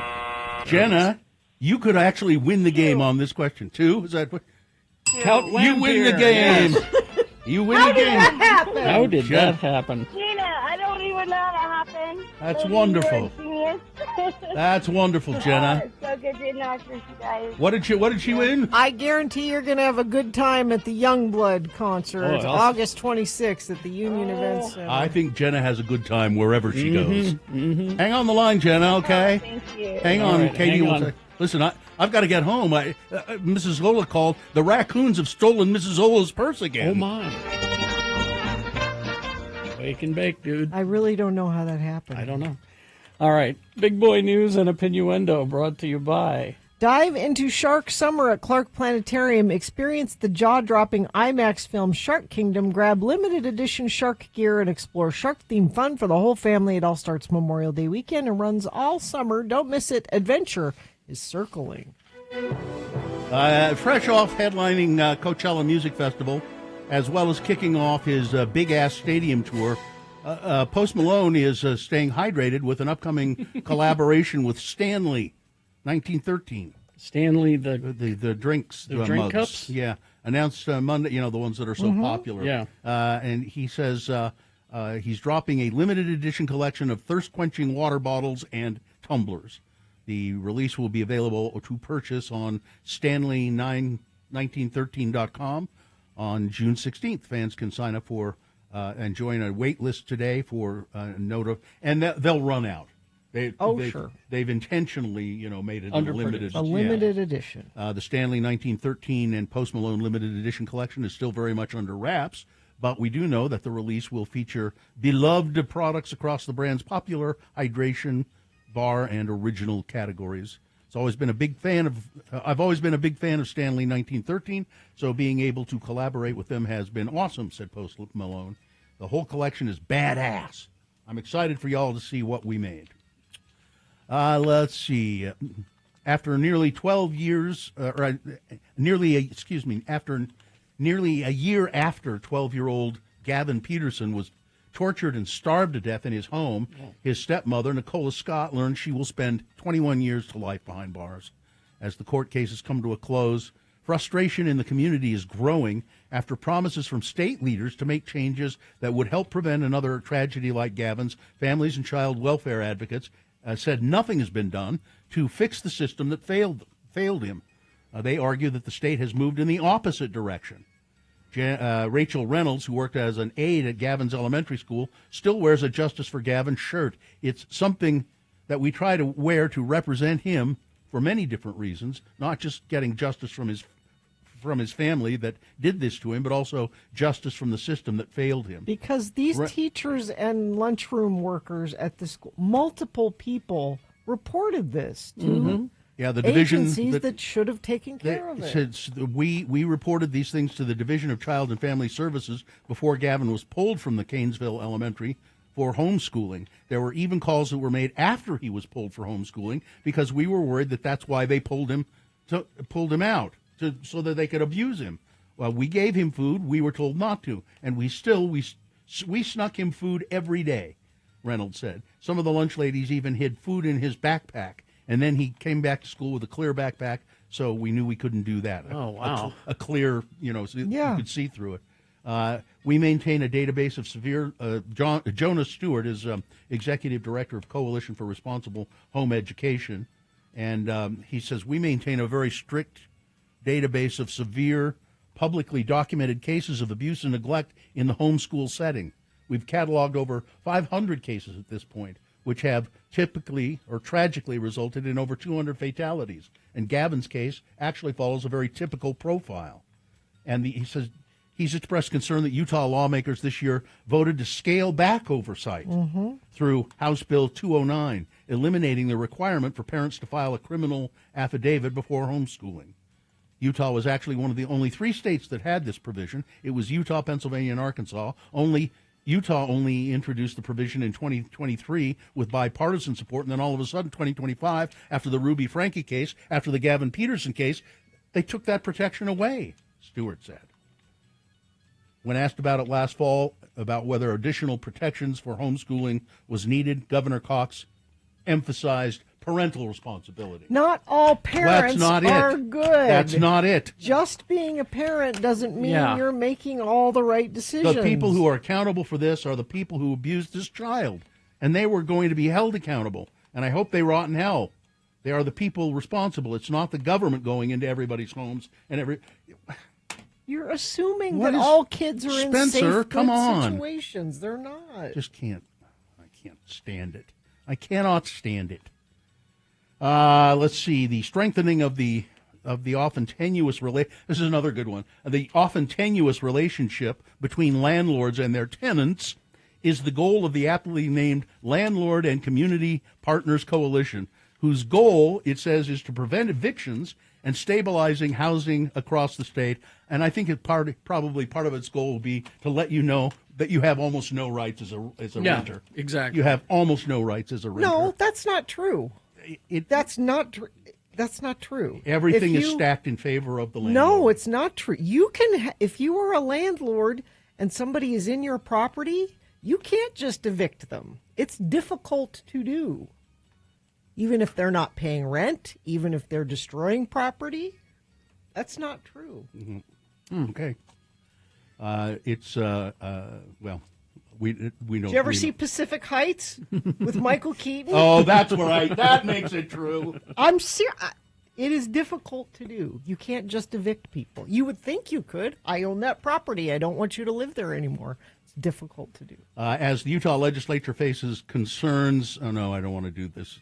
It's another one of those. I'm not going to do it. Trump has asked the courts if it's okay to keep a lid on their scheme to lay off thousands of workers across the federal government. On Sunday, the Justice Department asked for a protective order in federal court so officials would not have to divulge details of their looming reduction in force. Those potentially massive job cuts are expected to hit the agencies throughout the bureaucracy in the coming weeks. This was fascinating. As reported in User Mag, ICE agents detained a guy named Hassan Piker, who is a popular progressive streamer and a New Jersey-born U.S. citizen. When he flew back from France this weekend, the authorities in Chicago questioned him for 2 hours about his political views, about his Twitch accounts, and his interviews while he was abroad. In his YouTube video, Mr. Piker recounted the experience of being tactically ascertained and engaged in a kinetic situation where I was kinetically moved into a detention center outside of O'Hare Airport. Again, he's a U.S. citizen. He was abroad. He was, espousing some unpopular political views, and he comes back to the country, and they detain him. He said, they talked to me for 2 hours. I was taken to a detention center within the airport where there were other terrified people and an elderly lady in a wheelchair. Oh, my hell. He noted that he was the only American citizen in this specific area. After some time, he was taken to a back room, which he described as being designed in the most hostile way I've ever been inside of a room. The room had metal seats firmly planted into the ground with braces for handcuffing. Now, he wasn't handcuffed. But could have been. But he was questioned for 2 hours. And they said things like, do you like Hamas? Do you support Hamas? Do you think Hamas is a terrorist group or a resistance group? Well, that's when you say, am I under arrest? If not, I'm a citizen. I'm a citizen. Yeah. I would like to go. Jesus. Yeah, there's more to the story, but we don't have time to go into it now. Sorry. Sports weather traffic. Well, so the Jazz just had the worst season in history, and it didn't get any better with their draft pick. They found out they're going to be drafting 5th. I tried to find some positives about that. We drafted Karl Malone in 13th place. Yeah. We drafted Donovan Mitchell in 13th place. We drafted John Stockton in 16th. So maybe we'll get somebody good, or maybe they'll trade this 5th pick to somebody else for someone established and better. It's not the worst. We can only get better from here. Weather, cold and rainy for the next couple of days. Right now, it's not so much. Showers expected later this afternoon. More so tomorrow, 90% chance tomorrow, and it's much cooler than it was yesterday. High of 59. Overnight low 43. We stay in the upper 50s, low 60s for several days, it looks like. Traffic, gosh, still a Lake Point eastbound I-80 still looks like it's pretty much just stopped there. Several cars were involved in an accident there. Looks like they're still struggling to get that cleaned up. Vehicle fire, I-15 southbound north end of Willard Bay in Weber County. Left lane and shoulder are blocked. Vehicles smoking. Crash southbound Legacy Parkway at Parish Lane in Centerville. And a friend of the program says there's an old dog walking down the middle of the road, slowing traffic in Erda. Be careful. Watch out for Get the dog. Old dogs in the road. That's traffic. See movies on the big screen at Broadway Center Cinemas before sunrise. The 1997 classic Titanic are both playing this weekend. Get tickets and showtimes at slfstix.org. All right, we're going to take a break. We've got Utah Word of the Day for you coming up. Stand by for that. And don't forget, just after 9 o'clock, it's the Boner Recap Game. We'll explain how to play and what you'll win, all on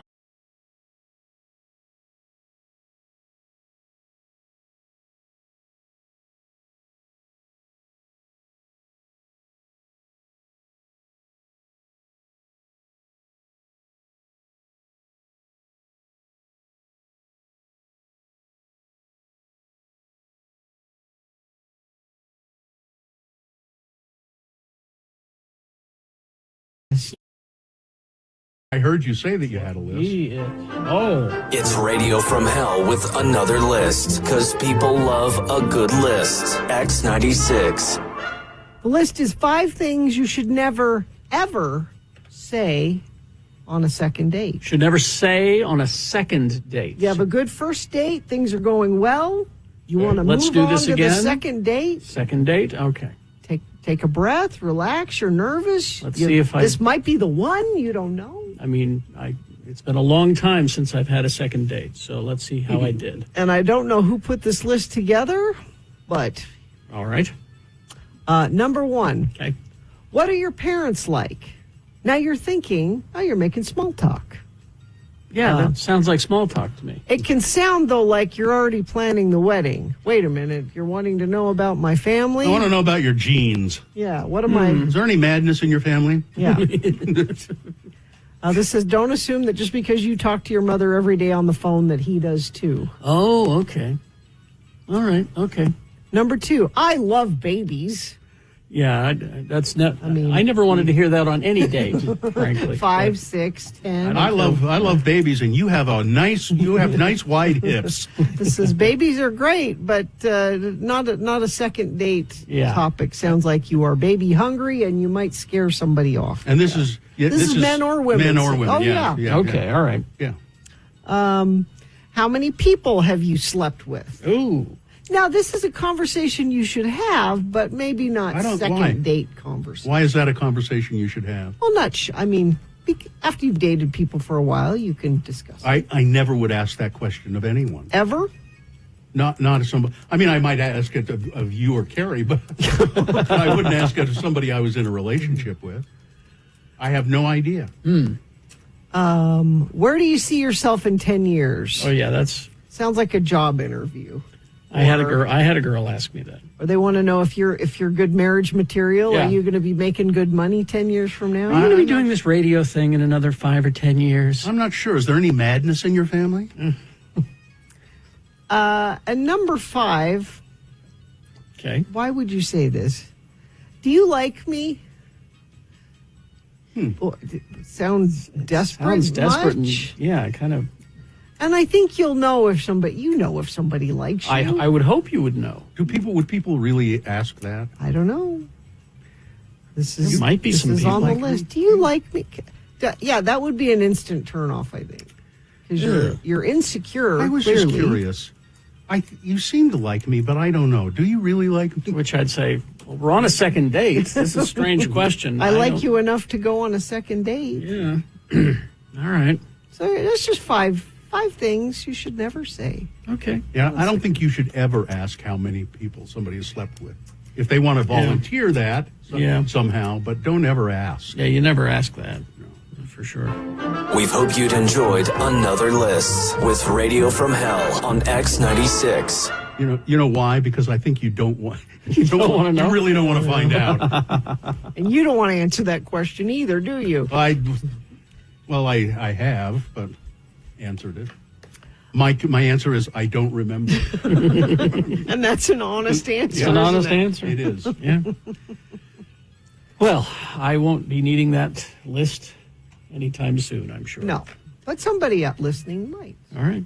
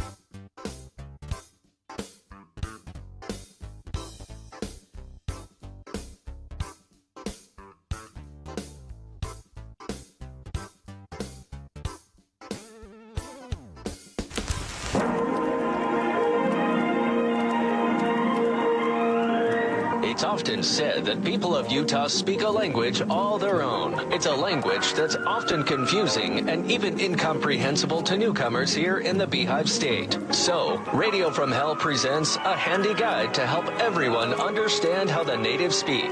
It's the Utah word of the day, and today's word is coconut. C-O-C-A-N-U-T. Coconut. And now, here are Don Criddle, the mayor of Mona, Utah, and his son Denver. There's been tension in the family because Denver's been talking about starting a campaign to oppose his father for re-election as the mayor. His likely opponent is a former morning radio host named Captain Breakfast. Again, the word is coconut. Denver, son, hold your horses, boy. Where are you off to in such a all-fire, hell-bent leather hurry? I'm not in any hurry. I just, I'm going to Nephi for a meeting. Not a meeting. I'm going to Nephi for an event. What kind of an event that is not a meeting? What are you up to now? I'm going to the Thwig in Nephi. It's brand new, and they're having a grand opening for the Thwig there on Main. Or maybe it's a Fizz. But anyhow, there's a meeting. It's a grand opening. Let's just get this straightened out. Are you going to a grand opening or a meeting? That's right. What's right? I'm going down to Nephi to the new Thwig or Fizz or whatever one it is. But you keep saying something about a meeting. Is there a meeting going on there? Okay. You're going to find out sooner or later. I know you're keeping tabs on my activities. I know you're having me followed. No such thing, son. I know you got Deputy Munson monitoring my activities and shadowing me wherever I go. He thinks he's being real sneaky and undercover. But no matter how hard he tries to conceal himself, he can't hide that nose, Daddy. That purple veiny thing cannot be hid. Oh, damn it, Munson. Well, son, I'm just worried about you. No, Daddy, you're worried about me talking with Captain Breakfast about his campaign to unseat you as mayor. You're worried about what secrets I could tell him. You're right, son. I am worried about that morning show radio scum becoming the mayor of Mona. And it seems clear that you're meeting him at the Swig or the Fizz or whatever it is to discuss the campaign. That's true, Daddy, but, Daddy, I would never reveal the dirty secrets of the Criddle family because they're my secrets, too. I'm just going down there to tell him that. I have somehow raised a boy that is wiser than I thought. Oh, and speaking of dirty secrets, how's about you pick me up a dirty soda? So, Denver, when you're down there to the Swig or Fizz or whatever it is, order me a dirty soda, would you? I want raspberry Dr. Pepper with coconut. Okay, Daddy, but why would you want the Dr. Pepper with coconut? No, I don't want Coke in it. I want Dr. Pepper with the coconut flavor. Well, okay, Daddy, but I think Dr. Pepper with coconut won't have much effect. Join us again some other time as we examine how the Utah natives speak with the Utah Word of the Day. All right. Just had to shoehorn that in there somehow. 8:52. Oh. Do you have a shoehorn? I do. Do you use it? No. No, but I do have one. I got. It's a long one. Yeah, I got a long one that I stole from a casino in Vegas. I don't remember where. I think I stole mine too, but I don't remember where. It doesn't have a name on it. We stayed at the Wynn. We don't stay at the Wynn anymore. Where do you stay? Because he's not a nice man. Because he's not a nice man. He's icky, yeah. I don't think he owns them anymore, though. Do you have a boot jack, though? That's the other question. No, boot jack. I don't have any need for a boot jack. Carrie mentioned the other day you used to have to help your dad get his boots off. Mm-hmm. Or like put your foot in between your legs and pull on the heel. And then you go flying across the room and your dad laughs. Put his foot on your butt. Yeah. Push. And then you go flying across the room and he laughs. Yep. Yep. Help me get my boots off, boy. Oh, God. Yeah, I used to have to help my grandpa get his boots off. A boot jack, though, you can just hook your heel on it. Here's the problem I always had with it, though, because I have one, and I used it more back in my horsey girl days, but I have one that I use on the farm. Mm-hmm. So if you think about it, you step on it, you got two boots on. Okay. Step on it with one boot, take the other boot off. Yeah. Well, now you got a sock. Now you're going to have to step down on the dirty ground and step on the... This is going to be like... What? I had to tell you how to get into a hammock. You You couldn't figure out how to get into a hammock. It's like you're good getting one boot off, but now I'm going to get my socks all dirty when I have to get the other one off. Why don't you arrange to have a little mat there of some sort? I mean, it's... You just have a little mat there. The chat room managed to find a boot jack from Potter's Western Store in Columbus, Texas. Oh, yeah, there it is. I like having a boot jack, but I feel like it only... Gina, get a little tiny rug or something and put it next to a damn boot jack. But it's outside, because you got to take your muddy boots on before you go inside. Well, no, that's when you have the boot scraper. Yeah, you got to have that's in the cement. Oh. You pour you just take that chunk of metal and pour it. When you pour the cement, you stick it in there. Okay. Then you can scrape them off, Mhm. and then do the boot jack. Okay. See, but you understand my dilemma then. Very complicated. And do you still need help getting into a hammock? Does any of this involve a mud room? Mud rooms are great. I love a mud room. I'm a big fan of the mud room. Do you have a mud room? Yes. Well, then why don't you take your boots off there? Yeah, so you got the mud room. Well, I want to I mean, I have a mud room, but I don't want to extra mud it. You don't want to extra muddy it up? She likes to keep her mud room mud-free. It's a mud room in name only. Yes. That's what you're telling me. We keep the mud room mud-free. It's like a decompression chamber as you're coming into the house. Yeah. Okay. Little degrees of... It's like a magic... Yeah. Okay. You get out of your hammock and Yeah. you come into the house. If you've figured out how to get into the hammock. I avoid hammocks. Remember I told you how to do it? You sit in the middle of the hammock. It's the getting out of it, though. I can get into it. Gina, I can't get out of But it. she's not in the hammock when it's muddy outside. But here's how do you get out of it. The same way you got into it, you just reverse the process. You throw your legs over and sit up in the middle of the hammock. There's no graceful, elegant way to do that. And you know how I always try to look for the I know. You're a gazelle. You're like a gazelle. elegant way. You're like a gazelle in a hammock, which is... Of course, the really wealthy people had a boot scraper brush combo. Oh, yeah. Yeah. Oh, there's one. There's one right there. Yeah. There's the wealthy farmers. had That cost a pretty penny. Yeah. He also owned like horses and things like that, so he was wealthy. Yeah. All right. Traffic. Sorry about that. Crash I-15 southbound under the Glover Lane overpass in Farmington. Highway Patrol stopped all traffic for a few minutes to move vehicles over to the right shoulder. Traffic is backed up to the Park Lane exit. And gosh, still eastbound I-80 out in Tooele. That was a multi-car accident. It happened several hours ago. They must still be having issues cleaning it up because I'm looking at UDOT cameras and it's just stopped eastbound there in Lake Point. Let's see, whatever you're seeing, you can share it with us. We can talk about boot jacks or whatever you like at 33986. Tired of paying too much for concerts? Experience great live music and enjoy adult beverages without paying stupid prices at Salt Lake's coolest venues. Don't miss Allison Russell with Kara Jackson tonight. Kara Jackson, not Carrie Jackson. Oh, thank you. Tonight at the Commonwealth Room. Get tickets at thestateroompresents.com. Stupid prices. All right, so we will take a break. We will be back after these messages with your Boner Recap game. We got some messages and a song, and the Boner Recap game, easy to play, easy to win. If you were listening to the Boner this morning, you heard who won. You know the answer.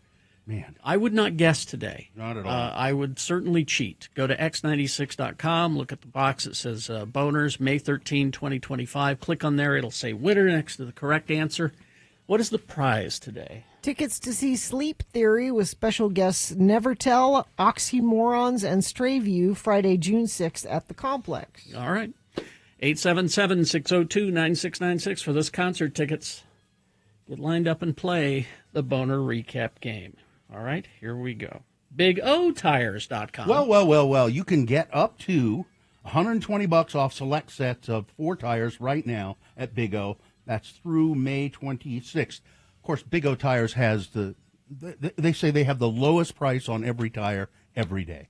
Lowest price in town. So, Not just tires, though. They got Healthy Car Special going on right now for just $39.95.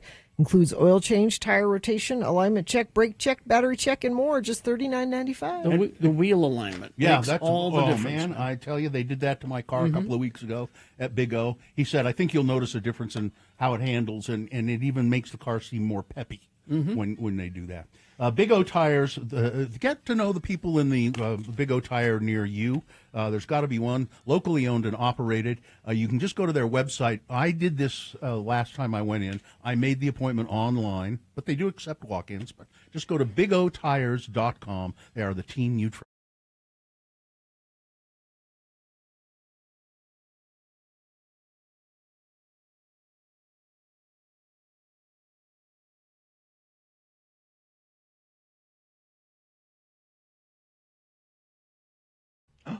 I got one right here. All right. Okay. It's Radio from Hell with another list, because people love a good list. X96. Brought to you by Nate Bargatze, the funny tour at Delta Center /Vivint Arena on Friday, September 29th and Saturday, September 30th. Tickets on sale at Ticketmaster.com. He's very funny. I like him a lot. I bet he is not on this list. I hope not. Because the list is 10 people who are universally loved, but who are actually jerks. Okay. Okay. I have a prediction for this list, but go ahead. And Nate Bargatze is a nice guy who I predict is in real life actually a nice guy. But you don't know that. I don't know that. Maybe he is. I haven't read all the way through the list. Let's see. Okay. Number 1. The beloved character of Radar in MASH is played by Gary Berghoff, adored by viewers, but according to one of his co-stars, he was very difficult to work with and had a negative attitude toward the crew. Meanwhile, Larry Linville, who played Major Frank Burns, was actually a very nice person in real life, but received mistreatment from the public due to his character's unlikable personality. Which is why he quit. Oh, really? One of the many reasons why he quit. Because people just hated Frank Burns? Yeah. He says, I can't. He said, I can't get work because everybody thinks that I'm this guy. which means he's a really good actor, I think. And he also said that, that where do you go with the character? You can't humanize this character. No. Number 2. According to a former restaurant worker at Disneyland, 2 people, Howie Mandel and Bobby McFerrin, they weren't there together. These are just separate incidents. Were some of their most awful celebrity guests. And part of the reason is they let their children create chaos and run wild and break things, and they did not try to stop them from doing it. They're one of those parents that's just like, oh, we'll let the kids climb on everything and break things. And no, it's an unlikable trait, but they're not a jerk necessarily. I've heard that about Howie Mandel. That he just lets his kids run wild? And that he's an ass, yeah. Let's see. Rachel Ray. Yeah, I've heard this. She is very unfriendly, not just to her audience, but to her guests, especially off camera. Nobody likes Rachel Ray. John Stamos. Nobody likes John Stamos.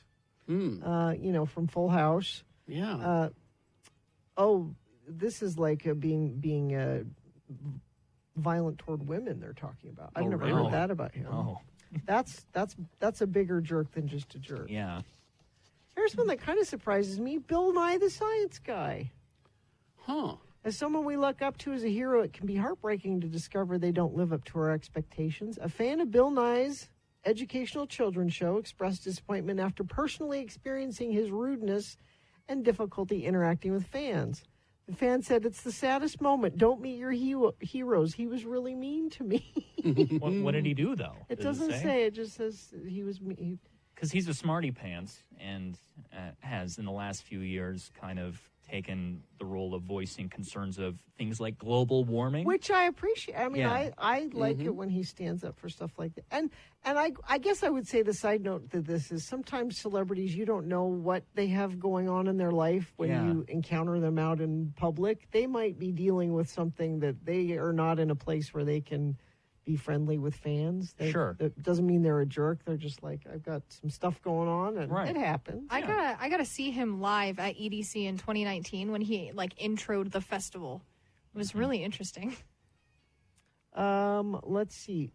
Steve Jobs, legendary co-founder, former CEO of Apple, may not have been as universally loved as many believe. While Jobs is widely regarded as one of our time's greatest innovators and business leaders, his notorious temper and abrasive personality were also well known. People didn't like working with him like that. You're telling me a billionaire was out of touch? Let's see. Martha Stewart, iconic domestic diva, may not be as gentle and as kind as she appears on her television show. The critic claims to have witnessed Stewart berating her assistant in the harshest of terms, calling them, quote, a worthless piece of S for dropping her handbag. Boy, it's a good thing Bill's not here.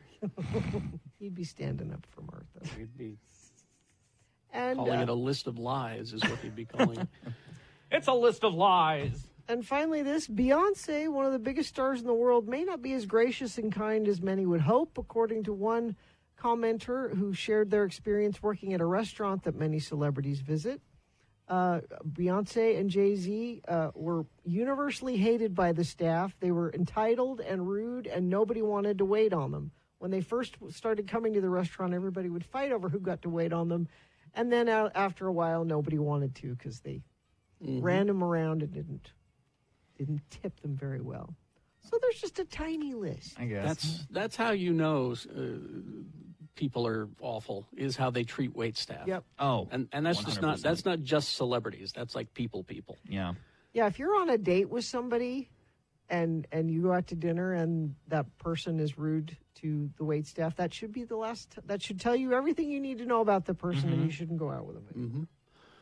I'm surprised that Bill Murray wasn't on He that wasn't, no. Because, he's universally loved and a jerk. Yeah, But, he's an ass from everything I've heard about him. I didn't create the list. I just read the list. Yeah. You're just the reader of the list. Don't shoot the reader No, of the please. list. We hope you'd enjoyed another list with Radio from Hell on X96.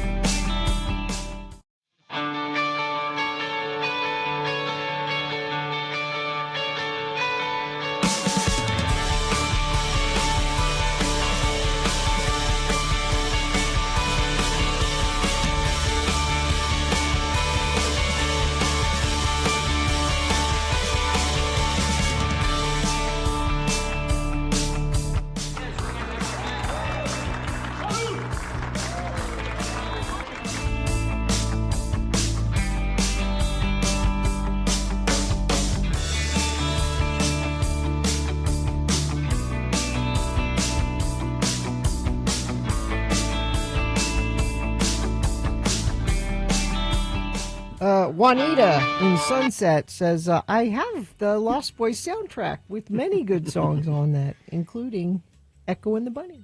In Sunset. Juanita, huh? Juanita. Works down to the diner down there in Juanita. Juanita. Dear sweet Juanita. That's right. That's right. In Sunset. Sunset Diner. Yes. Okay. Well, let's see. I believe it's time for the boner recap. Well, is there someone who wants to recap them? Let's see. The randomizer has chosen Maureen. Maureen, hello. Hi. How are you? Hi, I'm great. How are you guys? Good. Maureen. It's a lovely name. Thank you. You're welcome. Maureen, are you ready to recap the boner? I am. Yeah, and do you know what you're going to win? Let Gina tell you. X96 welcomes Sleep Theory with special guests Nevertell, Oxymorons, and Strayview Friday, June 6th at the Complex. I hope you heard them earlier, or you cheated because it was a very close contest. Yes. Here we go. I didn't vote for the winner. You did not. You did vote, but you didn't vote for the winner. No. Huh? Which one did you Yeah. vote for? Number 2. Okay. Boner candidate number 1. Come on, kids, let's go for a swim in the poo water. It's Secretary of Department of Health and Human Services, Robert F. Kennedy Jr., taking his kids, grandkids, and swimming in this creek in Washington, D.C., which is polluted with sewage a lot of the time. And there are signs everywhere that say, don't swim in this. It's not safe. And he did it anyway. Boner candidate number 2, we need to fast-track this. These are white people.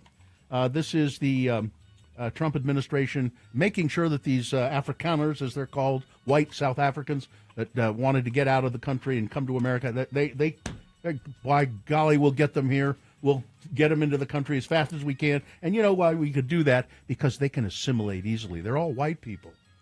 Now, when it comes to the Afghan, some of the Afghan people who helped, Who risked their lives to help us. the U.S. troops, they're still stuck in Afghanistan, and they can't get visas to come to America because, well, you know, they're brown. And then there was boner candidate number 3. This upcoming trial is stressing me out, Your Honor. I need some beach time. Okay. And it was granted. The guy who was responsible hasn't gone to court yet, who is allegedly responsible for the death of his 2-year-old daughter in a hot car. His trial hasn't come up yet, but he said, I need to get away, Your Honor, and my family and my 2 surviving children and I would like to go to Hawaii. And the judge said, well, okay. I have no idea why. All right, Maureen, which one was the winner? Number 1. Yes, it was. Number 1. Yep. I thought that was the least bonery of all of them, but people don't like the guy. Yeah. Well, he's got a worm in his Well, it was brain. expected. Hey, what'd you say? It could be expected. Yeah. It could be expected from him. Yeah, that's true. That's the truth. All right, Maureen, hang on the line. Katie will tell you what you need to do to get your tickets, okay? Thanks so much, you guys. You're welcome. Hang on. Oh. Text here. Yes? It's Dominic Bonacci again. Hey, Dominic. From Clearfield. Was just wondering if you guys are able to, or whatever, ever officiate a wedding. I was asked to do that. Good-looking Rhett Thomas oh, that's right. asked yeah. me to officiate his wedding, and I don't remember why I decided not to do it. Mm. You turned him down. Did I turn him down? I Well, can't. no. That's you said you don't know why you decided not to do it. Or maybe I don't remember what happened exactly. I mean, he even showed me how it's easy to get your But it's Universal Life Church. It's kind a of. big ask. Yeah, it is. Yeah. Unless you have, I have completely written out everything you need to say here, just because oftentimes I think when people are like, "Would you officiate my wedding?" You're asking them to write something. Yeah, with a lot of work. And that's somebody's wedding. You don't want to. That's got to be good. It's got to be. You got to say the right things. Conversely, I was asked to write a eulogy, and I couldn't turn him down. I couldn't turn it down, and I did it, but it was difficult. It was very difficult For the same reasons. Yeah. You can't screw that up. Yeah. It's a big ask. is I what I'm saying. won't do it because it's a lot of pressure. Yeah. Yeah, I don't want to screw up your special day. I say leave it to the professionals. Exactly. Yeah. But if you want, I think Bad Brad Wheeler has done it before. Yeah, he has. Contact Bad Brad. See if he'll do it. Yeah, Brad has done weddings. I know he has. I think there are people that are into He did it. my eulogy, too, Brad. He did your eulogy. He hasn't given it yet, but he's got it ready. Oh, good. Well, with really famous people, you have it all ready to go, you know, Yeah, you have a morgue. at a moment's notice. That's what the newspaper calls it, the morgue. They keep it all ready, and then they can just fill in. Mhm. And his last words were. Fill in the dates and he died of blank. Yeah, you don't want to have to sit down and write, especially somebody who's very famous and done a lot of things. You don't want to write all that down at the last minute. No. Just keep a running tally. All right. Let's take a break. We got some big boy news coming up after these. Stand by for that. All that and more on the way. RenaissanceRanch.com. Well, Renaissance Ranch is an addiction treatment center, and it's a difficult thing to admit to yourself that you might need some help, or somebody maybe in your family struggling with addiction to drugs or alcohol. But once you do it, you're in good hands with Renaissance Ranch. They take very good care of you. This is a family-owned, local addiction treatment center, Renaissance Ranch. It's designed specifically for male patients. They offer residential and outpatient services, and it is staffed by really caring people. Most of them, I think, are recovering addicts, and they understand what the cycle is all about, the addiction cycle is all about, and they're very careful and very caring. So schedule a free consultation with Renaissance Ranch. You'll find them at RenaissanceRanch.com. That's RenaissanceRanch.com. They do accept most private insurance companies and Medicaid. The X96.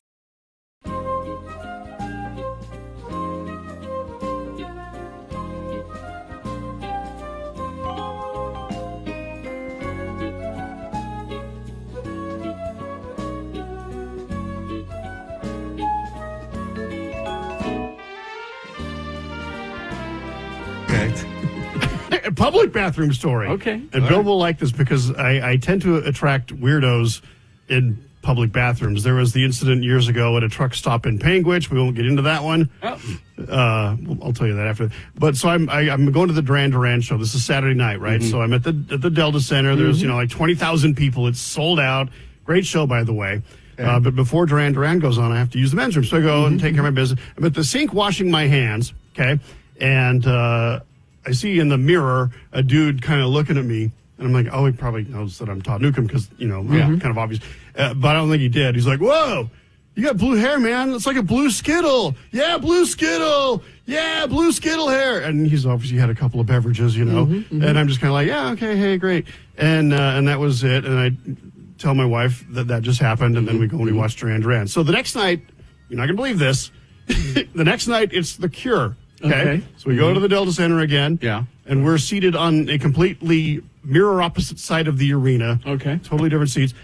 And before The Cure goes on, and go do my thing in the men's room, and I go in there, and I'm at the sink again, and I'm not even kidding you. The same dude. I look in the mirror, and it's the same guy. Whoa, blue Skittle hair! You're here again! Woo! And at that point, I high-fived him. We did a one-arm embrace, and I'm like, dude, we got to hang out. So 2 nights in a row. So you made a date with a guy in a bathroom is what I'm getting from that. Apparently I did because of my blue hair. And I'm blue Skittle hair, at least in his book. But that's just the weirdest thing that 2 nights in a row. It is odd. Different crowd of people. I mean, a lot of people were there for both shows, but God, that was just bizarre. I'm surprised he didn't know who you are. I almost thought of saying, don't you know who I am? I was going to say, yeah, the Bill already. But he would have said, and then I would have said, he would have said, well, you're Bill Allred. Yes, and I would have totally owned that.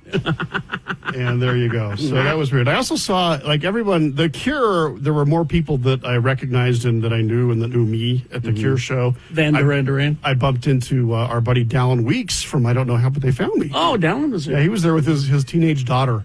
Really? She was seeing The Cure for the first time, and I thought that was cute. My offspring went as well and bought a Cure tour T-shirt. Yes. And has been wearing it around town, and practically everywhere they go with my wife, they say, hey, you went to The Cure? How was it? Everybody loves The Cure. And it was a young, you had, for The Cure, there were more young people there than Duran Duran by far. We were seated next to a couple of teenage girls, and I kind of leaned over, like, hey, have you ever seen The Cure before? Like, no, we're new fans. And it was adorable because they knew all the songs. They were singing along to all of them, even the deep stuff that The Cure played. Yeah. And they just had a great time. And I leaned over to one of them because it was when Robert was dancing around during Close to Me. And I says, I just love it when he dances because it's cute, the way Robert awkwardly dances. And she's like, oh, I know. He dances like my Nana. Wait a minute. Where's the same makeup? Wait a minute. Well. Who said that? Who said that to you? That was the teenagers sitting next to us. Well, that might have been my offspring because they said to me, Robert Smith dances just like Nana. Really? Yeah. Uh-oh. Yeah, my wife's mother. He does this kind of. Well, all right, you'll have to compare notes. Show me some photos. Compare notes later. Okay.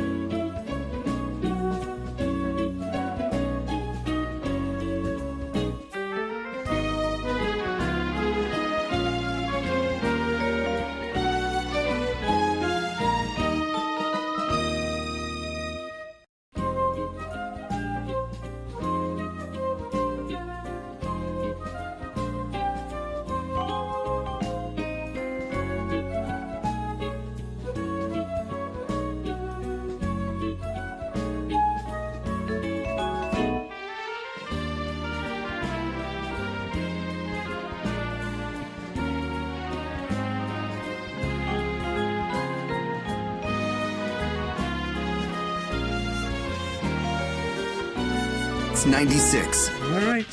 Somebody wanted to know if we would officiate at a bris. A bris? A bris. I've done several of those. All right. Let's do some big boy news here. Brought to you by. Big deals at Big O Tires are here. Save up to $120 instantly on select sets of tires at Big O Tires, the team you trust. Thank you.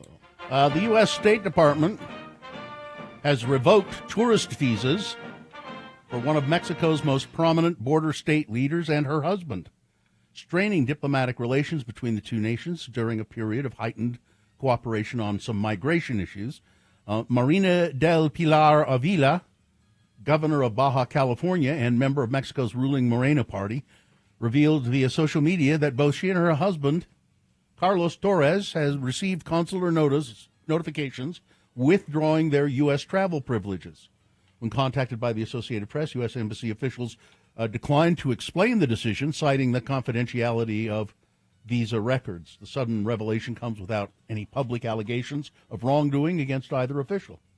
The governor's husband addressed speculation head-on in a Facebook statement, noting, quote, "This procedure does not represent accusation, investigation, or formal indication by any authority, neither in Mexico nor the United States." Torres placed the decision in a broader context, writing that the application of these administrative criteria has become increasingly common. Well, John Cleese got himself into a little bit of trouble. What did he do? He deleted his post suggesting that former Trump advisor Stephen Miller should be suspended, preferably by the neck. Oh, yeah, I saw that one. In response to Miller's comments about potentially suspending habeas corpus. As reported in Newsweek. We haven't talked about that very much. Yeah, we did. We talked about it quite a bit yesterday, I thought. At least it was in the news yesterday. But as reported in Newsweek, the 85-year-old comedian's post came after Miller announced the Trump administration is actively looking at ways to expand deportation powers, including possibly suspending habeas corpus, the constitutional right which allows people to legally challenge their detention. Miller framed the potential suspension of habeas corpus as one option dependent on court decisions, noting that such action has historical precedent during the Civil War under President Lincoln, most notably. As Miller told reporters, a lot of it depends on whether the courts do the right thing or not. It was a threat. And when he says, should we suspend habeas corpus, and John Cleese said, well, Stephen Miller should be suspended, preferably by the neck. But he withdrew. Yeah. He withdrew. Kim, this is weird because this happened so long ago.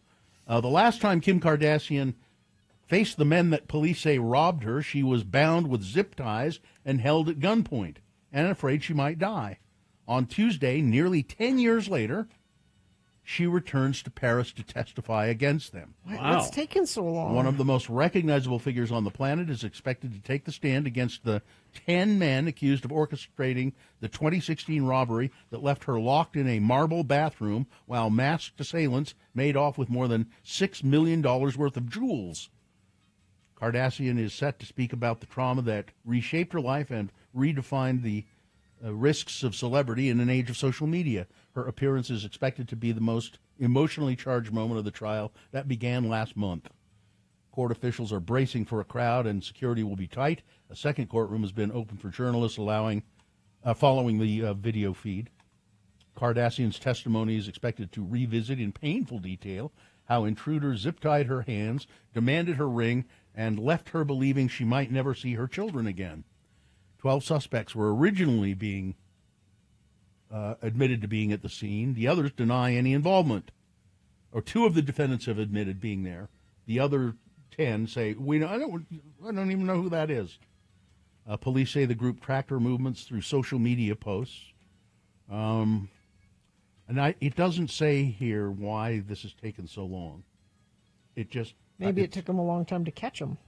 I don't know. Well, they had to get that Gerard Depardieu thing taken care of first, yeah. There was that. Yeah. So David Letterman, there's a talk show in Maine. It's called The Night Show with Danny Cashman. It's a local late-night talk show in Bangor, Maine. Okay. It airs in Portland, Maine as well, and that airs opposite Saturday Night Live, and often beats it in viewership. Really? Yeah, in those places where it plays, in eastern Maine. Huh. Danny Cashman has decided to retire from the show.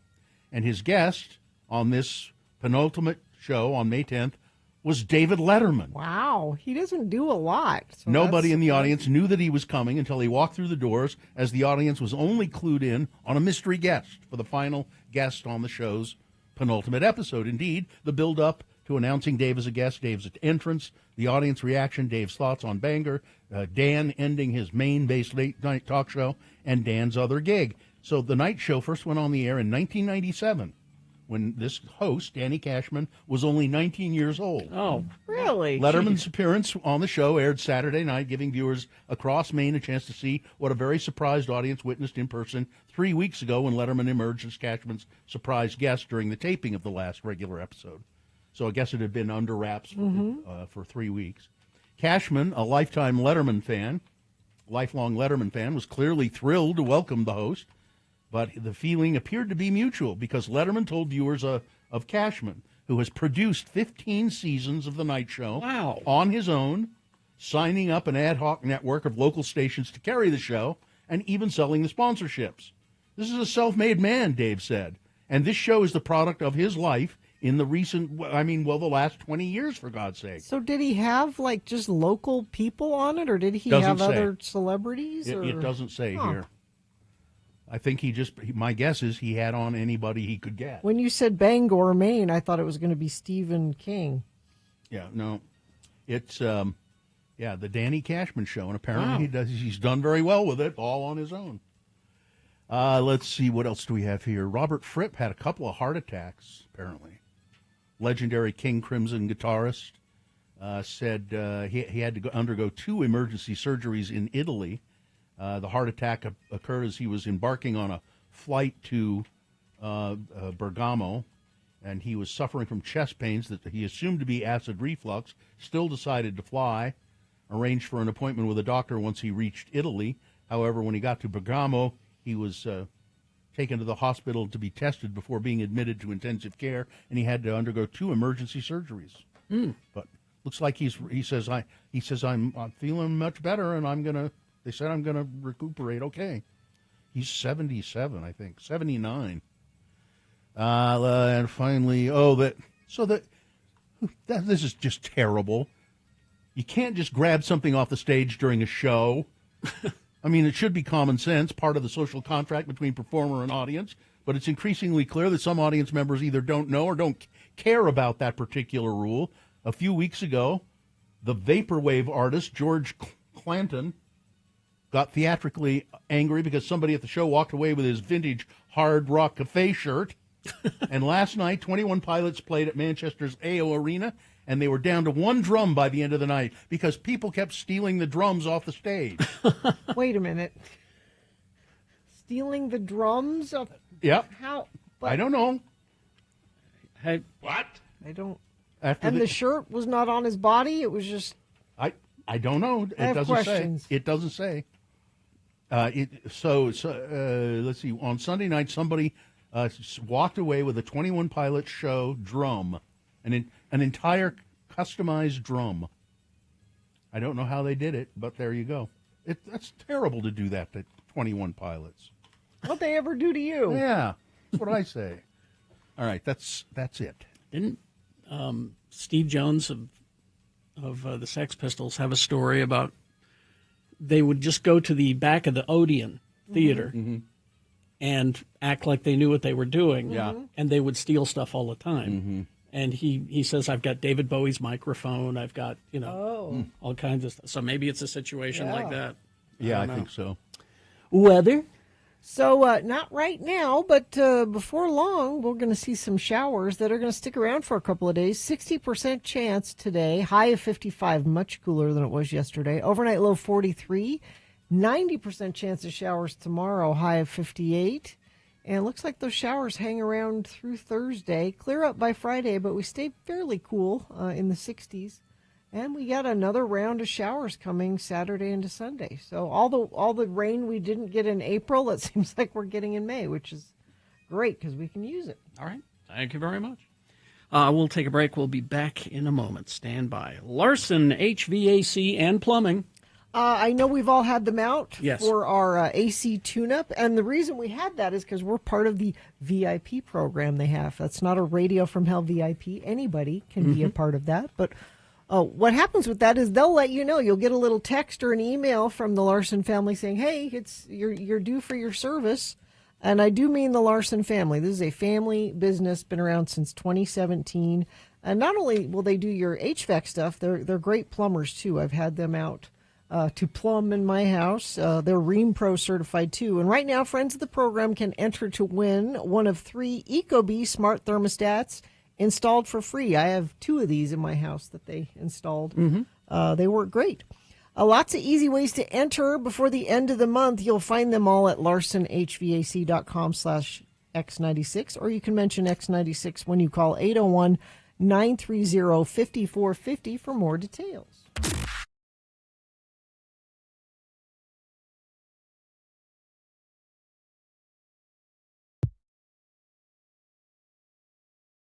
Couple of animal things that I mentioned that briefly, that sugar glider. If you go to @RFHBill and on Twitter, there's a little video there. And I don't remember where I think I stumbled across it on Twitter. But sugar gliders are little tiny. They look like sort of like squirrels. Monkeys? Yeah, kind of monkeys. They have opposable thumbs. Little, and they're very small. Also, they're like people. They're very small. And they call them sugar gliders because, A, they love sugar, and B, they can glide through the air. They jump off of things, and they spread out they have this kind of flaps between their legs, and like a flying squirrel. But this sugar glider is so cute because he's up on a little a stick, and there's a human down below whose hand is you can just see the human holding out a hand. And the sugar glider moves along the poles, spots the hand. It's obviously something that they've trained him to do. And he launches off the stick and lands on this person's hand. But the way, Rocky the Flying Squirrel, the way he lands on the person's hand is so cool because his little hands grasp onto the person's thumb, and as he hits, his eyes kind of close and then open up. Yeah. It's like, I made it. Well, it's just the coolest looking I've thing. found 10 reasons why sugar gliders are not good pets. I'll bet. Okay, but find that little video. That's what you should do, rather than, I'm not going to get a sugar glider. I'm just trying to dissuade you. 'Cause I'm not you going to seemed get enamored of the sugar No, glider. I'm enamored of the video, not the sugar glider. They require specialized care. Yeah. You should have you have to have 2 of them as well because they're very social. Most people can't offer enough space. You think, well, they're small little things. They get depressed if they're alone. Yep. Vets find it hard to treat them. I'll bet. There are some legal issues with owning them. Yeah. They're expensive to purchase and care for. They are also, I've read all of that, they are also very affectionate, though. I mean, the people who have them, they're very affectionate with the people that have them. They're prone to injury and disease if they're not properly cared for. You can't leave them with someone else. Because they bond with you. Oh, well, then forget it. Yeah. Also, and this is the worst one It's for me. a commitment. They're messy and smelly. So that's what Lindsay in the chat room is saying. We had sugar gliders, not the best pets. And then the other animal video I saw, you guys might have seen this today, the beluga whale. Did you see this? Did not. And apparently, it says, a beluga whale interacts with children. He's a scamp. Well, what did he do? This beluga whale, he's in the tank at the aquarium. Yeah. And he'll swim up, and the kids will be standing there looking in, and he'll swim up and look at them, and then he flips his tail so that water comes flying out over the top of the tank and drenches the kids. And it's gotten to the point where the kids know that this is going to happen. It's coming. Yeah. And they go stand there on purpose. Yeah. And it's and the whale is obviously just so pleased with himself doing it. He's a prankster. Yeah. He's obviously having a great time doing it. And Katie just retweeted that on our Radio from Hell Twitter. The beluga whale? No, the sugar gliders. So. Yeah, it's pretty cool to watch him fly onto that person's hand.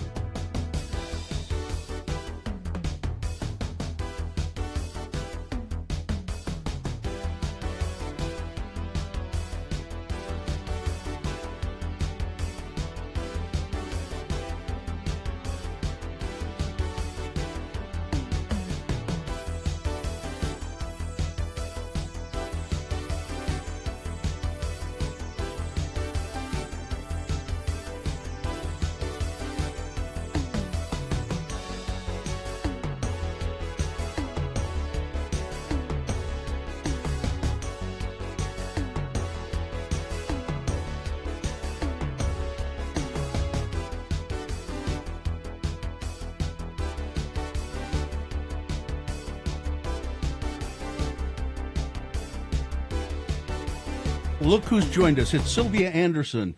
Sylvia is a promoter extraordinaire, the Home and Garden Show. And I didn't realize, how many of these have you done? Let's see. I've been doing them for 41 years, and Wow. that's a lot of. That's at least one a expos. year, right? That's at least 41, then. And I know you probably do more than one a year, right? Yes, Oh. I do. Well, I used to do 16 a year. Oh, my gosh. That was before the downturn. When the downturn happened, yeah. everything in this industry changed. So now I do 2 a year in California and 2 a year in Utah. Get the Home and Garden Show. It's out at daybreak. It's at the new ballpark. Yes, and I'm telling you, it's so beautiful. Good venue for it. It is gorgeous. We're inside. I don't want people to think. Oh, we're that was doing one an of my outside questions. show. I thought it was like out on the field. No, the concourse that goes around where you get all your concessions and Mhm, everything. mhm. That's where our exhibits are. Okay. Oh. They're in the building, Mhm. and so you're protected from wind. You're protected from any weather, Mhm. and the exhibits are. You won't miss anything because they're lined up in one long contiguous. Wow. And so it's really convenient and easy. What kind of now? This is this weekend. Yes. Friday, Saturday, and Sunday. What sort of exhibits? What are you excited about this particular show? Oh my gosh! Well, You're going to make her pick one thing? A couple of things. I think there's a selfish reason that I'm particular to the tiny homes. And we actually have 3 manufacturers. We have one on display that people can tour, 3 manufacturers. The manufacturers are, I just did a presentation for the League of Cities and Towns about 2 weeks ago in St. George. Mm-hmm. And the whole point was to address the issue of housing in our Mhm. state. Mm-hmm. And people that aren't familiar with tiny homes one-on-one, they tend to believe that, if you build a tiny home village, that you're bringing in a mobile home park, and that's not true. No, not at They're constructed, they're permanent in the ground, and they are beautiful. And Can you customize them? Yes. Yeah. You can do all kinds of really cool things, and now they're actually building them with lofts, so you have another bedroom. Oh. And there's one of the tiny home manufacturers that is Box House has invented one that's 1,000 square feet. So that's a good size, yeah. So, not bad. and you can put a basement. What? You can put a basement under a tiny So home. you can have storage. Yes. Because that's actually really important, because that's one of the things I think that keeps people from doing it is like, well, I only want to live in a small space, but I still need some storage. Absolutely. Yeah. And the cool thing, and really what my presentation for the League of Cities and Town was, you need to change the CCNRs in all of the cities Mhm. Mhm. because the governor has given 3 mandates to every city, and unless you're on a city, you may not know that you have this mandate. Mhm. They have to come up with 3 plans on how they are going to address the housing issue in our state. And my presentation started out with tiny homes are the answer. Now, what's the question? Yeah. So let's talk about some of the other exhibits, and I can tell you're really jazzed on. Oh, I am. tiny homes. I am. And so the other thing is we've got this. I fell in love with him the first time I saw him many years ago. It's Western Timber Frame, and if you haven't ever seen it, they have these gigantic pieces of lumber that build the most beautiful pergola you've ever seen in your life. And it adds value to a home like you can't even imagine. They are beautiful. They're breathtaking, really. They make the difference. It almost turns a normal home into looking like a luxury cabin. It's just really cool. What are some of the seminars? We've been talking all week about the do-it-yourself seminars that you can Well, attend. that's another thing. For years, and I've been doing this a long time, for years I've taught people, and I use the expression, do you want to buy a roof or do you want to be sold a roof? Well, and you get the difference, right? Yeah, I see. It's education in knowing what you're buying. Yeah. So we have this really cool workshop that I'm excited about, and it's how to choose a contractor. Oh, that's good. What you need to know to protect yourself from being scammed. You can use that for all kinds of things. That's Yes, great. and the reality is, too many people have these people walking door to door, knock on your door, and say, "You give me $500 Yeah. down," and then they never show up or Yep. they never finish it. This workshop's really important to be able to know how to protect yourself against the scam. And then we have workshops on. We've got a top designer from Europe that will be in the show. Her name's Gabriella. And she will be teaching the newest, hottest colors and designs for 2025. And so that's all kind of fun. What you're giving away stuff too? Hourly prizes? Yes. Oh, I love that. Yeah. And if you guys get a chance to come out, you're going to have fun. Okay. It is unique to my company. I started it about 20 years ago. We put numbers on the floor, taped to the floor, plastic numbers. And every hour I get on the mic and I say, okay, it's time to jump on a number. And people scatter like mice. It's hysterical. It is hysterical. And every hour we have various vendors that have donated prizes, and we give out about 5 prizes every hour. And we do a little 10-second ad for that company that's the sponsor of the prizes. Yeah. And then we call out 5 numbers. And we say, stay on your number, we'll bring you your prize, and then we'll do this again in an hour. The people love it. They stay longer at the show. They want to be there for the next one. Yes. Okay. And they're fun prizes. They're usable. We should hire her for promotions. I don't know if we could afford it. It sounds like she's busy. The other fun thing, the first 100 every day, the first 100 people get a free gift. And it'll be in their bag that's at the front door. Oh, that's nice. This year we're giving out these really cool paring knives that are, the kind you always need to grab when you. And they have a cover, a little slide that covers the I kind of blade. know what you mean. Yeah. And they're not cheap, but we want people to know that we appreciate your service. We appreciate you coming to the show, and you came early, and that gets us started off well. You get the tickets by going to thebesthomeshow.com. Yes. I like that, too, that it's just plain and simple and says what it is. Thebesthomeshow.com. I have had that website for 30 years. Well done, Sylvia, on all counts. So you can get the tickets there. How much are they? It's $8 on website. It's $8 for for adults, $6 for seniors, and under 12 is free. Seniors and military are $6, and under 12 are free. And that is with your $2 discount. At the door there'll be 10, 8, and free. Still a bargain. So what time does it start? So because the first 100 people get that gift. Yes, on Friday we start at noon. Okay. And on Saturday it's 10 a.m. and Sunday it's 10 a.m. All right. Man, it's the Home and Garden Show. It is out at the brand new ballpark. The tracks goes right there. It literally drops you off right in front of the front door. Yeah. And it's this Friday, Saturday, and Sunday. I would say I hope it's a big success, but I don't have to say that. It'll be a big success. Well, you guys have helped us get there. Thanks, Sylvia. It's really nice to see you, and right. you're a dynamo. Oh, thank you. Thank you. Have a wonderful rest of the day. You too.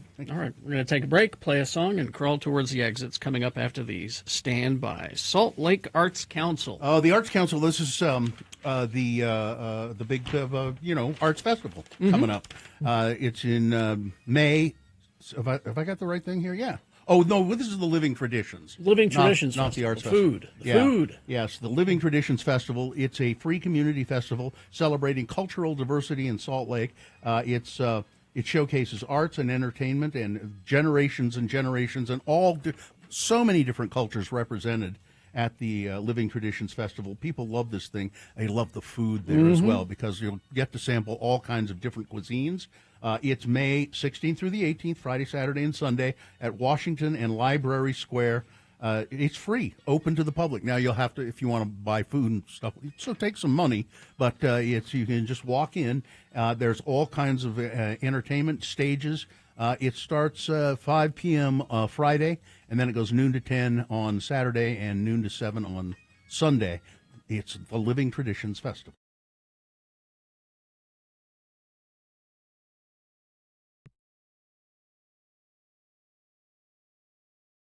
I have a question about Memorial Day barbecue. I decided that I would like to, because I haven't barbecued in a long time, ribs. Barbecued ribs. I have not done the ribs on the grill in a long time. So long, in fact, I don't know what kind to do. So should it be beef ribs or pork ribs? It's a preference. You can't. Could it be both? Why not? It's America. I mean, I don't know. beef ribs or pork ribs? Do you have a preference? And you don't have a Traeger, do you? Or no, I don't have a Traeger. No, I'm saying. I'm sorry that I can't live up to that standard. The nice thing about the Traeger. I have two of them. I know you do. The nice thing about the Traeger is they figure it all out for you. Yeah. You barely have to You don't think about it. You barely have to put the meat on it. You follow it on your app, and you can keep an eye on it. And well, mine does. Have you done a lot of that, Gina? Have you Well, I barbecued a lot of don't. ribs on there? Joe, Have you? I don't. I eat them later, but Well, listen, just send a text to 33986. What should I do? But beef or pork? Should I do them in the oven and finish them on the grill? A lot of people do that. Seems to me I've done that before a long time ago. Put them in the oven for a long time and then. I would say if you want a nice char to finish them on the grill. Yeah. That's if that's what you're looking for. Yeah. Otherwise, I would. What kind of grill are you in? It's just a Weber Gas grill? Yeah. It's, I've had it for a long time and it okay. works fine. Beef or pork, grill it wrapped in tin foil to steam it. Then it's almost fall apart. Love it. Can't wait to be brought to you by Memorial Day Ribs coming on Tuesday. So there's a tip. I think I've heard of doing that before. Mm-hmm. But is it too much to do both beef and pork? well, maybe they're different time. Yeah, that's what I'm. How many? I think if you haven't done ribs for a while, you shouldn't dive in with two kinds. You need to pick one and go. Pick a lane. Yeah. All right, I'll pick a lane. I would say pork then. Pork. That's me. I like pork a lot. There's more fat on them. So. Yeah. Here's someone says pork ribs, boil them first and then grill. I did that a long time ago. Actually, my mother used to do that. I wouldn't boil. I would sous vide. She boiled them in a big pot of water and then put them on the grill and slathered them with barbecue sauce. Oh, here's Chef Roy. Oh, okay. All Here right, we go. Here we go. Beef ribs would be a little more meatier, but pork ribs are fattier and more flavorful and Yes. more tender. In my opinion, go with the pork. All right. Oh, a dry rub? Now see? Well, we're still weighing in on pork or beef. Yeah, I'm starting to lean toward pork. Price of pork just dropped. Baby back ribs are the way to go. And baby back ribs, it seems to me, they're little, they're too Barbecue small sauce. for the effort, you know? Pork, slow cook in oven, last 15 or 20 minutes on the grill. Finish it on the grill. Finish it on the Yeah. All right.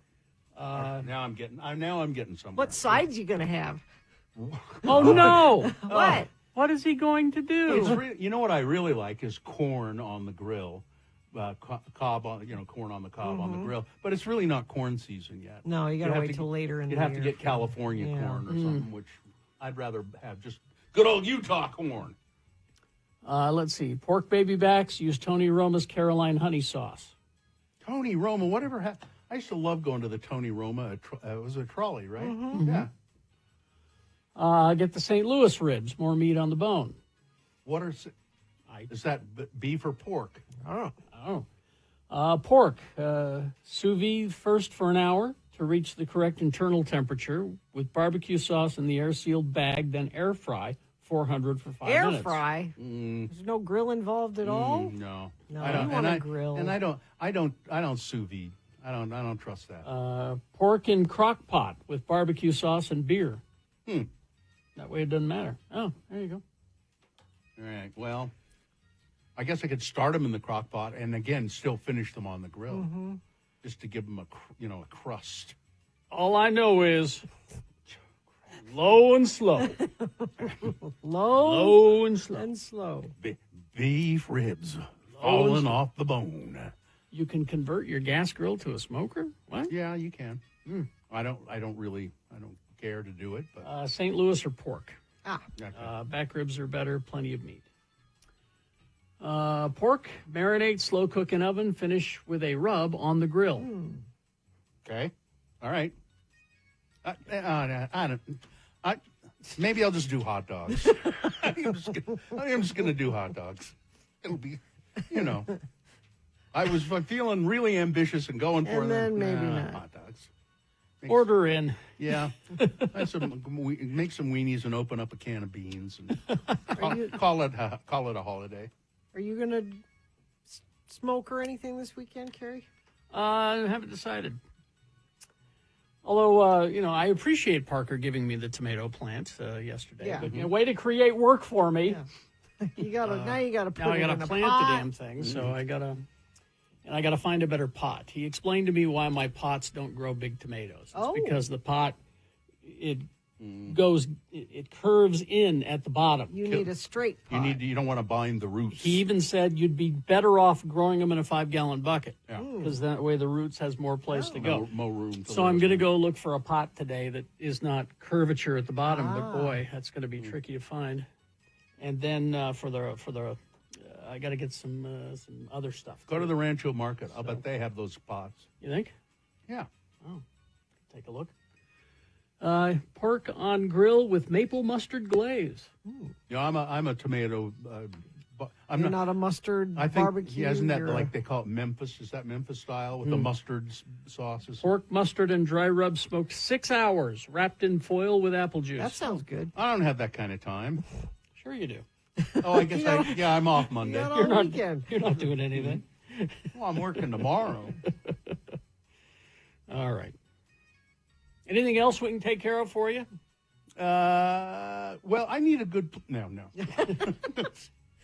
He had some, but he thought better. If only there was a place to look for this kind of information, some kind of free, where you could just ask. You know, this was free. I appreciate the advice of the friends of the program. All right.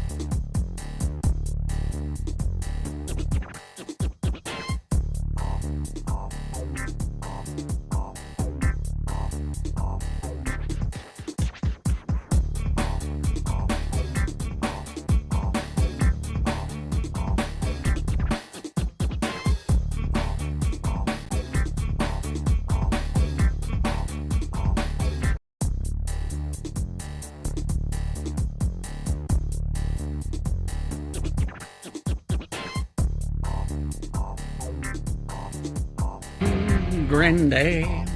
All right. 9:56 KXRK Provo. We have enough time to do the promo. All right, let's do it. Ready? Uh-huh. I see that look on your face. Oh, yeah. I see it, too. That's the look of someone who's really peeved about something. Yes, you. What's the trouble, Bubble? I'm sorry, that made me laugh. You're going to have to edit this, Katie. You must have things that must go. Email them to radiofromhell@x96.com. There, you feel better already. Get it off your chest with Radio from Hell, Wednesday morning here on X96. That was stupid. I don't know why it made me chuckle. I don't either. I'm not sure why either. Did I laugh at it because it was stupid? That must be. That could be the only explanation. I appreciate it. Oh, all right. What's the trouble, Bubble? Okay. I live to make Carrie laugh and Bill admit that I'm right and he's wrong about something. Those two things. Those are the things I that make live your day? for those things. Which one is the hardest? They're both hard. All right. Fine job as always, Katie. Live long and prosper, bitches. Don't you know who I am? What's the trouble, Bubble? You know who's a trouble bubble. Artie Fufkin is next. X96. Artie